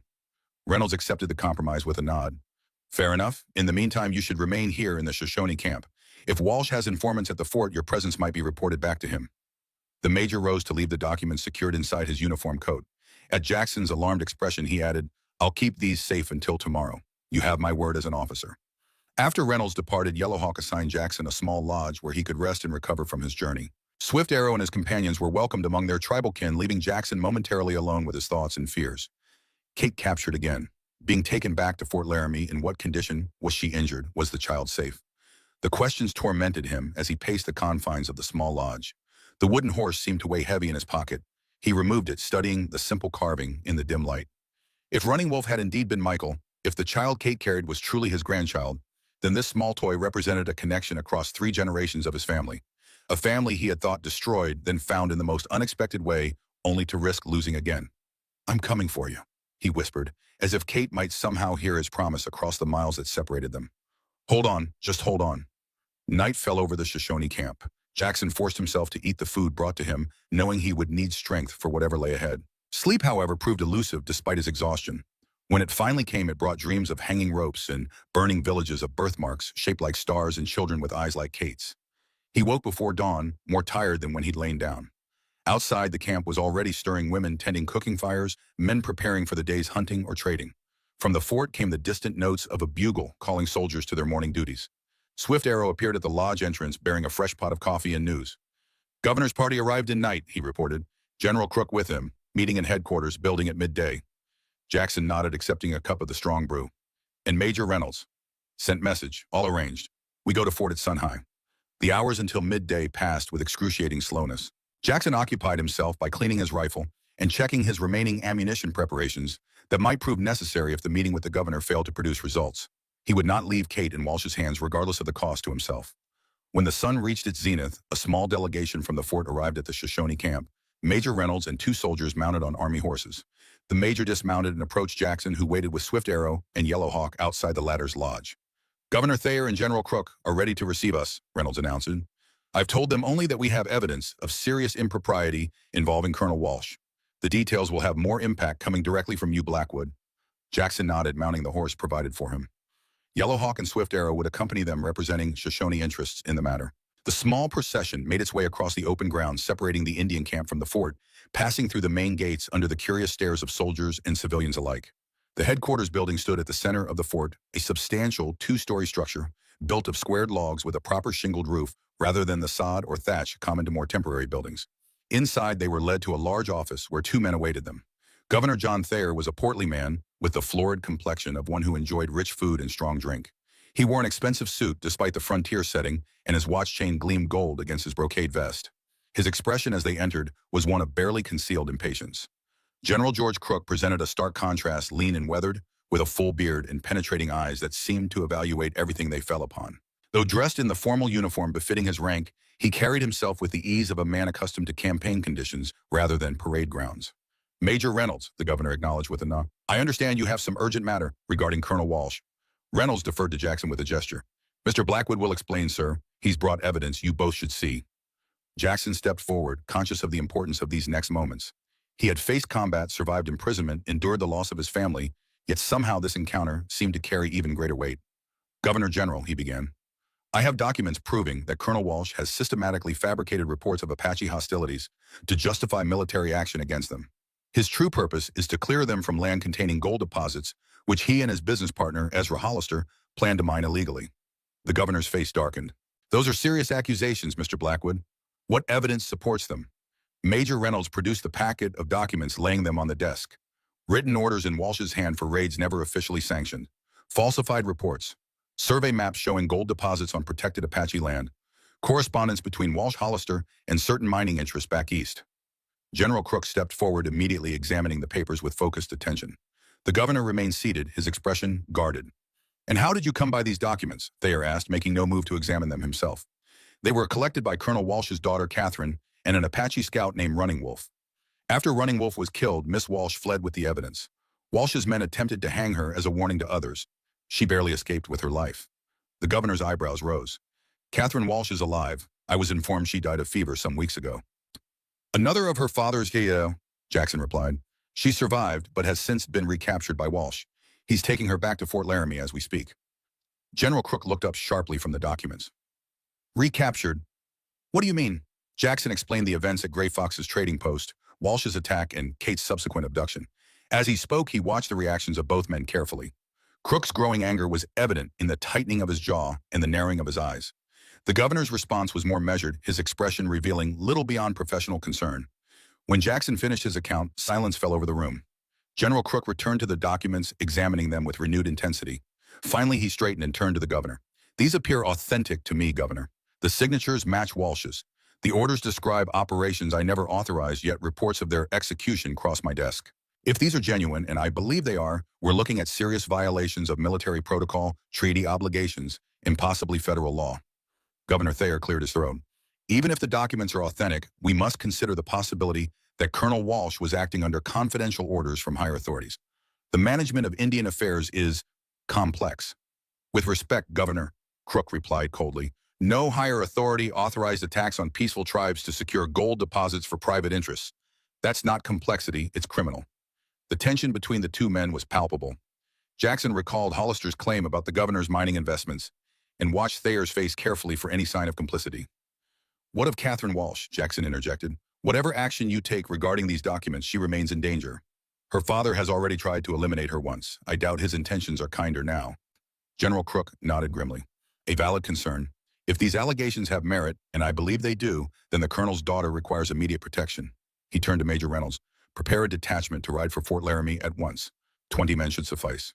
For what purpose, General? The governor asked sharply. To place Colonel Walsh under arrest pending investigation and to secure the safety of his daughter. Thayer rose from his chair. I must protest. Walsh is a decorated officer with years of distinguished service. To arrest him based on documents of questionable provenance brought by a man with obvious personal grievances. What personal grievances? Crook interrupted. Jackson met the general's questioning gaze steadily.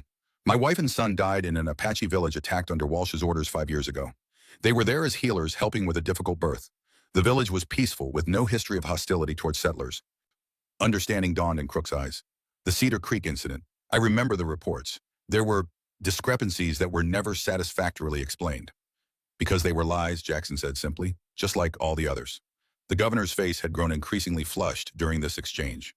General, I must insist that before any action is taken against Colonel Walsh, we consult with the territorial judge, and Governor Crook cut him off firmly. With all due respect to your office, military discipline falls under my authority. If half of what these documents suggest is true, Walsh has violated his oath military law and basic human decency. I will not delay acting while more innocent lives are lost. He turned to Reynolds. Major, prepare that detachment immediately. Mr. Blackwood will accompany you to Fort Laramie. His knowledge of both the situation and Miss Walsh's condition will be valuable. Reynolds saluted crisply. Yes, sir. We can be ready to ride within the hour. Make it half an hour, Crook amended. Time appears to be of the essence. As Reynolds departed to carry out his orders, the governor made one final attempt to assert control. General, I must formally register my objection to this precipitous action. The territorial administration cannot support. Your objection is noted, Governor. Crook interrupted his tone, leaving no room for further discussion. I suggest you consider your own position carefully. These documents implicate not only Walsh and Hollister, but also certain Eastern investors who may have political connections. It would be unfortunate if those connections were found to extend to territorial officials. The implication was clear.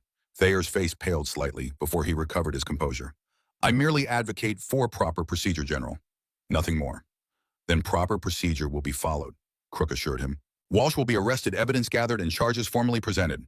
Justice will be served regardless of where it leads. With that, the meeting effectively concluded. Jackson found himself ushered out by an aide, Yellowhawk and Swift Arrow following. In the courtyard outside, Swift Arrow spoke quietly. Governor not happy. Has secrets, I think. Jackson nodded. But General Crook seems honest and determined. Good warrior, Yellowhawk agreed. Speaks straight, sees clear. Rare among white chiefs. Major Reynolds joined them minutes later, already issuing orders to gathered soldiers. We ride in 20 minutes, Blackwood.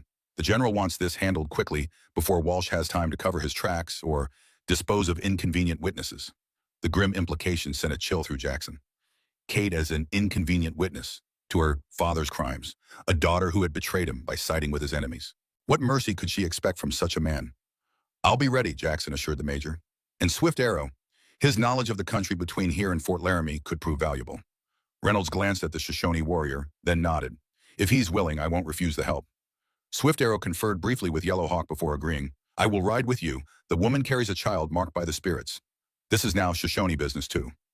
Preparations moved with military efficiency. Fresh horses were provided, rations distributed, ammunition issued. Jackson found himself equipped with an army revolver to supplement his rifle, a Colt 45, that felt both familiar and strange in his hand. How long had it been since he had carried a sidearm? Not since the war, he realized. Another step away from the peaceful life he had tried to build after losing his family. As they prepared to depart, General Crook himself appeared in the courtyard to address the assembled detachment. Men, your mission is clear. Ride to Fort Laramie and place Colonel Von Walsh under arrest. Secure any documents in his possession that may relate to unauthorized operations against Apache settlements. and most importantly, ensure the safety of Catherine Walsh, the colonel's daughter, who may be in grave danger from her own father. The general turned to Jackson. Mr. Blackwood, I've reviewed your military record. Distinguished service as both chaplain and, when circumstances required, combatant. The loss you suffered was a tragedy that should never have occurred. I can't undo that past injustice, but perhaps together we can prevent future ones. Jackson nodded, unexpectedly moved by the general's acknowledgement. Thank you, sir. One more thing, Crook added. I've written to the War Department recommending a formal investigation into all operations against Apache settlements over the past 5 years. It won't bring back those already lost, but it may help establish the truth for history's sake. With a final salute to Major Reynolds, the general stepped back. Reynolds called the order to mount up, and within moments, the detachment was moving out through the fort's main gate, hooves thundering on the packed earth as they set course for Fort Laramie. They rode hard that day, pushing the horses as much as was prudent in the winter conditions. The snow diminished as they descended from the higher elevations, making travel easier but still challenging. By nightfall, they had covered nearly 30 miles, an impressive distance given the circumstances, but far short of the 100 or more that separated them from their destination. Camp was established with military precision, sentries, posted horses, tended fires built. Jackson found himself included in the officers' council as Reynolds planned their approach to Fort Laramie. Walsh won't surrender quietly, the major observed. He has too much to lose, and he'll have supporters among his command who either share his views or are ignorant of his true activities. Surprise is our best advantage, Jackson agreed. If we can reach the fort before he expects pursuit, we might catch him unprepared. Swift Arrow, who had been listening silently, spoke up. There is faster way, not for horses, but for 3 or 4 men on foot. Old hunting trail through northern hills. Cuts distance by third. Reynolds looked interested. Could we reach Fort Laramie ahead of Walsh using this trail? Possible, Swift Arrow replied. He travels with woman, maybe slow. Trail hard, but direct. The major considered this option. A smaller group might succeed where the full detachment would fail. Walsh wouldn't expect just a few men to confront him. I'll go, Jackson volunteered immediately, with Swift Arrow to guide us. Reynolds nodded slowly. I'll accompany you with one of my sergeants. The rest of the detachment can continue on the main route as planned. If we fail, they'll be only a day behind us. The decision made, they selected Sergeant Miller, a veteran scout with experience in difficult terrain, to complete their small party. By dawn, the 4 men were ready to depart, carrying minimal supplies to maximize their speed. The main detachment would continue east along the established trail, maintaining a steady pace that would bring them to Fort Laramie within 3 days. Meanwhile, Jackson's group would attempt the more direct but challenging northern route, hoping to arrive a full day earlier. As they prepared to separate, Jackson found himself oddly reluctant to leave the relative safety of the larger group. Not from fear for himself, but from anxiety about what awaited at their destination. What state would they find Kate in? What reception would they face from Walsh and his men? And most unsettling of all, what if they arrived too late? The wooden horse seemed to burn in his pocket, a talisman of all he had lost and might yet lose again. Jackson touched it briefly for reassurance, then mounted the fresh horse provided for this final leg of their journey. We ride north until midday, Swift Arrow instructed, already leading the way. Then west into the hills where the old trail begins. The first hours passed in determined silence, each man focused on the journey and the mission that lay ahead. By midday, as Swift Arrow had predicted, they reached the foothills that marked the beginning of the more difficult terrain. Here they dismounted, concealing their horses in a sheltered ravine where they might be recovered later. From here we walk, Swift Arrow announced, shouldering his minimal pack. Trail too narrow, too steep for horses. The path he led them on was indeed challenging, winding through dense pine forest, climbing rocky slopes, descending into hidden valleys that nestled between the hills like secrets kept from the wider world. Without Swift Arrow's guidance, they would have lost their way a dozen times over. They maintained a punishing pace, stopping only briefly for water and to chew on jerky from their packs. By nightfall, Swift Arrow estimated they had covered nearly 20 miles on foot, an impressive distance through such difficult terrain. Rest now, he advised, as they made a cold camp in the shelter of a rocky overhang. No fire. Walsh might have scouts watching routes from west. The night was bitterly cold, without a fire, but none complained. Each man understood the stakes of their mission. They huddled beneath blankets, taking turns on watch, sleeping fitfully when they could. Dawn found them already moving, muscles protesting, but spirits determined. The terrain grew slightly easier as they descended from the higher elevations, the trail more defined as it wound through valleys and across streams still flowing despite the winter chill. Fort Laramie, Jackson asked during a brief rest at midday. Before dark, Swift Arrow confirmed, if we maintain pace. Reynolds checked his revolver, a habit that spoke of his awareness that they were approaching the most dangerous part of their mission. Walsh will have returned by now. We need to consider how to approach the fort without being detected. Jackson nodded, mind already working through possibilities. I know the layout from my time stationed there years ago. There's a service entrance near the stables, usually lightly guarded. If we wait until dusk, we might enter that way with minimal risk. And once inside, Sergeant Miller asked, Walsh's quarters will be guarded. We don't need to confront Walsh directly, Reynolds reminded them. Our priority is Miss Walsh's safety. We locate her first, then present our orders to the fort commander. Commander might be loyal to Walsh, Swift Arrow pointed out. Might not recognize your authority. A risk we'll have to take, Reynolds acknowledged, but military discipline is clear. General Crook's orders supersede a colonel's regardless of personal loyalties. They continued their journey with renewed urgency, each step bringing them closer to Fort Laramie and the confrontation that awaited. As the afternoon waned, they caught their first distant glimpse of the fort, a collection of buildings surrounded by a wooden palisade situated at the confluence of the Laramie and North Platte rivers. From their vantage point on a wooded ridge, they studied the fort through Reynolds' field glass. Activity seemed normal: soldiers drilling in the parade ground, wagons coming and going through the main gate, smoke rising from chimneys against the darkening sky. No sign of unusual alert, Reynolds observed. That's in our favor. Walsh's quarters? Jackson asked. Reynolds adjusted the glass. East side of the parade ground, the large building with the veranda. No unusual activity visible. And the stockade, that would be the most likely place for Kate to be held if Walsh considered her a prisoner rather than a daughter. Southwest corner, 2 guards at the entrance. Standard procedure. They watched until dusk began to settle over the valley, then made their way down from the ridge, approaching the fort from the south where the ground offered more cover. As darkness deepened, they reached the outer perimeter, unchallenged. The service entrance near the stables proved to be exactly as Jackson remembered, a small gate used primarily by ostlers and suppliers guarded by a single sentry who appeared more concerned with staying warm than maintaining vigilance. Reynolds approached openly, his uniform visible in the lantern light. Evening, Private, he greeted the startled sentry. Major Reynolds from Fort Bridger on official business. The young soldier snapped to attention. Sir, I wasn't informed of any officers arriving tonight. That's the point of a surprise inspection. Son, Reynolds replied with just the right blend of authority and camaraderie. Now, if you'll let us pass, we have business with your commander. The sentry hesitated only briefly before opening the gate. Yes, sir. Headquarters is... I know my way, Private. Carry on. Once inside, they moved purposefully but without haste, as if they had every right to be there. Soldiers they passed saluted Reynolds automatically, his rank commanding in respect, even if his presence was unexpected. The stockade first, Reynolds decided. If Miss Walsh is being held as a prisoner, that's where we'll find her. They crossed the parade ground, staying to the shadows where possible. The stockade was a solid structure, built of logs with barred windows, and a heavy door guarded as Reynolds had observed by 2 sentries. This time, direct approach would not suffice. These guards would require proper authorization to allow access to prisoners. Diversion, Swift Arrow suggested quietly. Draw guards away, then enter. Reynolds considered this, then nodded to Sergeant Miller. Create a distraction at the barracks, something noisy but not suspicious enough to raise a general alarm. Miller saluted and slipped away into the darkness. Minutes later, shouts erupted from the direction of the barracks, followed by the crash of something heavy falling. The guards at the stockade turned toward the commotion, one stepping away from his post to get a better view. Reynolds seized the moment, approaching the remaining guard with confident authority. Sergeant, what's that disturbance? The guard straightened. Not sure, sir. Sounds like trouble at the barracks. Well, don't just stand there. Go investigate. I'll watch your post until you return. The guard hesitated only briefly before handing Reynolds the keys. Yes, sir. Thank you, sir. He hurried off toward the barracks, eager to witness whatever excitement had broken the evening routine.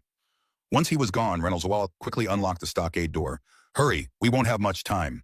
Inside, they found a row of cells, most empty. A single lantern provided minimal illumination. They moved down the line, checking each cell, finding only 2 occupied, one by a soldier, presumably being disciplined for some infraction, the other by a disheveled civilian who reeked of whiskey. No sign of Kate. She's not here, Jackson said, frustration evident in his voice. Where would Walsh keep her? Reynolds frowned. If not as a prisoner, then perhaps his family under house arrest in his own quarters.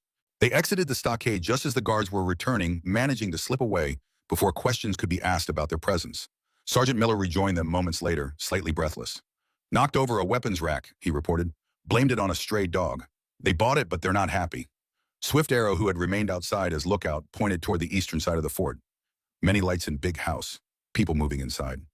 They made their way cautiously toward Walsh's quarters, the substantial 2-story building Reynolds had identified earlier.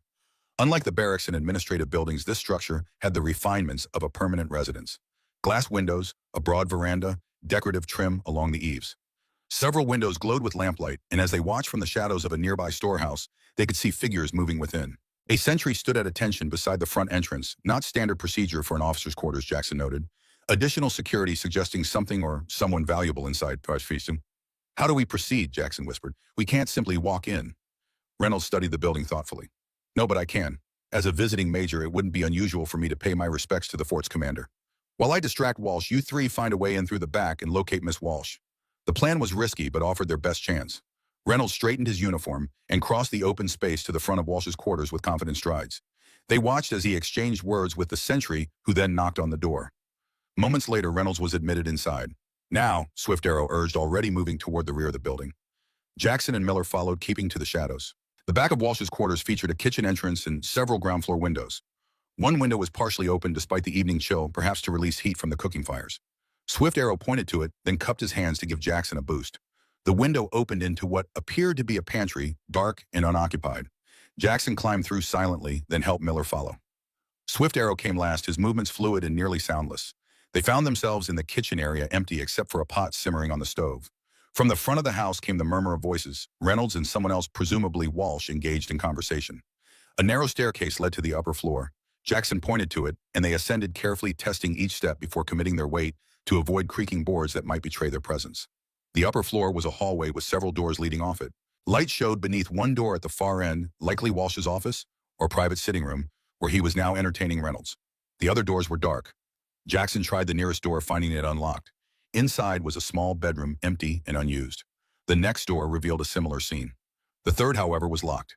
He pressed his ear to the wood and heard a soft sound from within, movement, perhaps, or quiet breathing. Jackson gestured to Miller, who produced a small set of picks from his pocket. The lock was simple and yielded quickly to the sergeant's skills. The door swung open to reveal a sparsely furnished bedroom. A single lamp burned low on a side table, illuminating a figure seated in a chair by the window. Kate Walsh turned at their entrance, her eyes widening with a mix of fear and disbelief. "Jackson," she whispered, rising unsteadily to her feet. Her face was pale, with dark shadows beneath her eyes, but she appeared physically unharmed. The swell of her pregnancy was more pronounced than when he had last seen her. Jackson crossed the room in 3 strides, taking her hands in his. "Are you all right? Has he hurt you?" Kate shook her head. "No, not physically, but he plans to send me east tomorrow to an asylum where they'll take my child, and—" She couldn't finish the sentence. "That won't happen," Jackson assured her. "We're here to take you to safety. General Crook himself has ordered your father's arrest." Hope flickered in Kate's eyes. "The documents? Did you deliver them?" "Yes, the general believes them authentic. That's why we're here." Jackson turned to Miller. "We need to move quickly before Reynolds runs out of conversation." Miller nodded, already checking the hallway. "Clear for now, but getting out won't be as easy as getting in." Swift Arrow, who had remained by the door, suddenly tensed. "Someone coming," he warned, melting back into the shadows of the room. They heard footsteps on the stairs, then in the hallway, too heavy to be Reynolds. The door to Kate's room was still ajar from their entry. Jackson pulled Kate behind him as a figure appeared in the doorway. Colonel Harrison Walsh filled the frame, his imposing height accentuated by the formal uniform he wore even in his own home. His cold gaze took in the scene with methodical precision. His daughter, the 3 intruders, the obvious rescue attempt in progress. "Mr. Blackwood," he said, his voice controlled despite the situation, "I wondered if you might attempt something this foolish." His hand moved to the revolver at his hip. "Step away from my daughter." Jackson remained where he was, shielding Kate with his body. "It's over, Walsh. General Crook has the documents. He's ordered your arrest for fabricating attacks on peaceful Apache settlements, among other charges." A flicker of something concerned anger crossed Walsh's features before his composure returned. "Documents can be questioned, witnesses discredited, especially witnesses with personal vendettas against the accused." "Not this time," Jackson replied. "Too many pieces fit together. Too many inconsistencies in your reports. The general has already written to the War Department recommending a full investigation." Walsh's jaw tightened almost imperceptibly. "And you believe that will bring justice for your wife, your son? How naive, Chaplain. The wheels of military bureaucracy grind exceeding slow, and often in directions influenced by political expedience rather than truth." "Perhaps," Jackson acknowledged, "but in the meantime, Kate comes with us. Whatever happens with the investigation, she won't remain in your control." Walsh's laugh was cold. "And where will you take her? Back to your mountain cabin, to play house with a woman half your age, a woman carrying a half-breed child that will be shunned by both worlds?" His gaze shifted to Kate. "Is that the future you want Catherine to be, the mountain man's consolation prize?" Kate stepped from behind Jackson, facing her father directly. "Better that than to be your prisoner. Better to be free among those who accept me than caged by those who claim to love me while controlling every aspect of my life." "You're confused," Walsh replied, his tone softening to one of paternal concern that rang false to Jackson's ears. "Traumatized by your experiences. That savage filled your head with romantic notions that have no place in reality." "That savage," Kate said, her voice steady despite the emotion evident in her eyes, "was more civilized than you could ever hope to be. He lived with honor without deceit. Can you say the same, Father?" Walsh's expression hardened. "Honor. There's no honor in betraying one's own kind, in lying with the enemy, in bearing his child." His hand tightened on his revolver. Step aside, Blackwood. My daughter needs help, not rescue. The arrangements I've made are for her own good. Jackson remained immovable. The arrangements you've made are to hide your shame and protect your schemes. Kate stays with us. The standoff might have continued indefinitely if not for Swift Arrow's silent intervention. While attention had been focused on the confrontation between Jackson and Walsh, the Shoshone warrior had circled behind the colonel. Now with movements too swift to counter, he pressed a knife against Walsh's back. Drop gun, Swift Arrow commanded quietly, or join ancestors sooner than planned. Walsh froze, then slowly released his grip on the revolver, allowing it to slide back into its holster. You won't escape the fort, he said, his voice level despite his precarious position. My men are loyal. They'll stop you at the gates. Perhaps, came Major Reynolds' voice from the hallway, but they'll have to disobey direct orders from General Crook to do so. He stepped into view with his own revolver drawn. Colonel Harrison Walsh, by order of General George Crook, I am placing you under arrest for conspiracy, falsification of military reports, and violations of treaty obligations with sovereign Apache tribes. Walsh's face darkened with fury. This is absurd. You have no authority here, Reynolds. This is my command. Was your command, Reynolds corrected. As of this moment, you are relieved of duty pending investigation.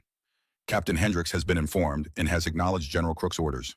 He produced a folded document bearing an official seal. Your formal arrest order, Colonel.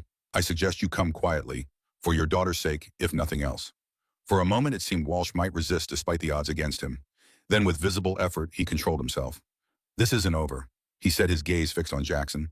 Documents can be lost, witnesses can disappear, and daughters, his eyes shifted to Kate, can reconsider their loyalties when faced with the harsh realities of the world. That's enough, Colonel, Reynolds said firmly.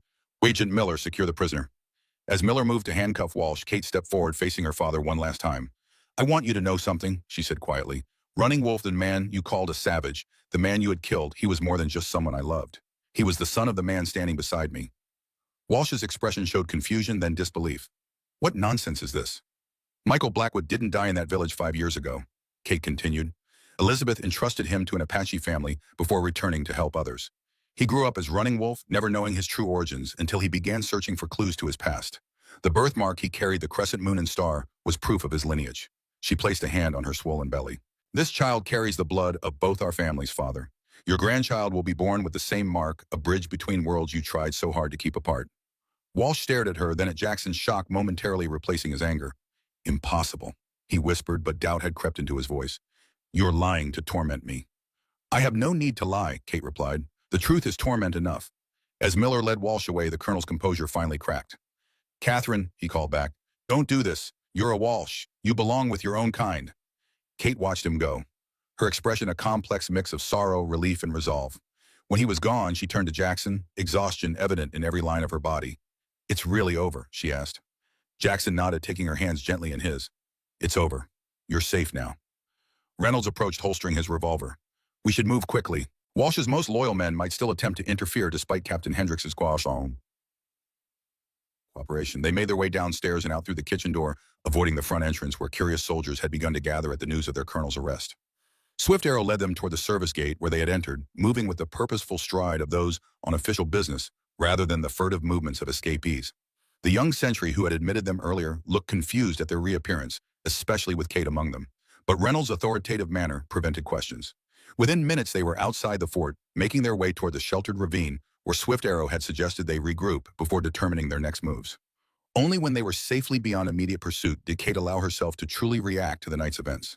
Her composure, maintained so admirably throughout the confrontation with her father, finally gave way to the emotional and physical strain of all she had endured. Jackson caught her as her knees buckled, lifting her easily into his arms, as he had on that stormy night when she first appeared at his cabin door. So much had happened since then, so much revealed, lost, and found again. Rest now, he murmured, as she leaned against his shoulder. You're safe. The child is safe. That's all that matters. Kate's hand found his, her fingers intertwining with his own. Not all, she whispered. There's also tomorrow, and all the days after. Days we'll face together if you're willing. Jackson looked down at her face, pale in the moonlight, but filled with a strength that surpassed mere endurance. In her eyes, he saw not just the woman she was, but the family they might become, she himself and the child who carried the blood of both their lines. I'm willing, he replied softly. More than willing. The wooden horse seemed lighter in his pocket now, no longer a burden of memory, but a bridge between past and future. Whatever challenges awaited them, and there would be many in a world that looked askance at unions like theirs, they would face them together, healing each other's scars with the balm of shared understanding and newfound hope.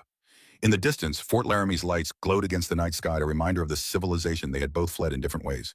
Before them stretched the wilderness, harsh but honest, demanding but fair in its demands. Jackson adjusted Kate in his arms and turned westward toward the mountains that had once been his refuge and would now become their home. Behind them, justice was beginning its slow but inexorable work. Ahead lay a future neither of them could have imagined in their darkest hours. Home, Kate murmured, already half asleep against his chest.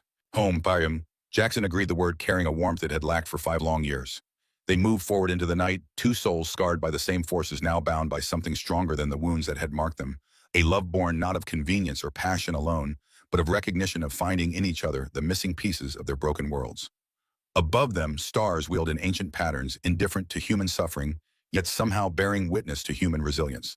Among them, perhaps the spirits of those they had lost. Elizabeth, the original Michael Running Wolf, who was also Michael, watched over their journey toward healing and the new life that would carry forward their shared legacy.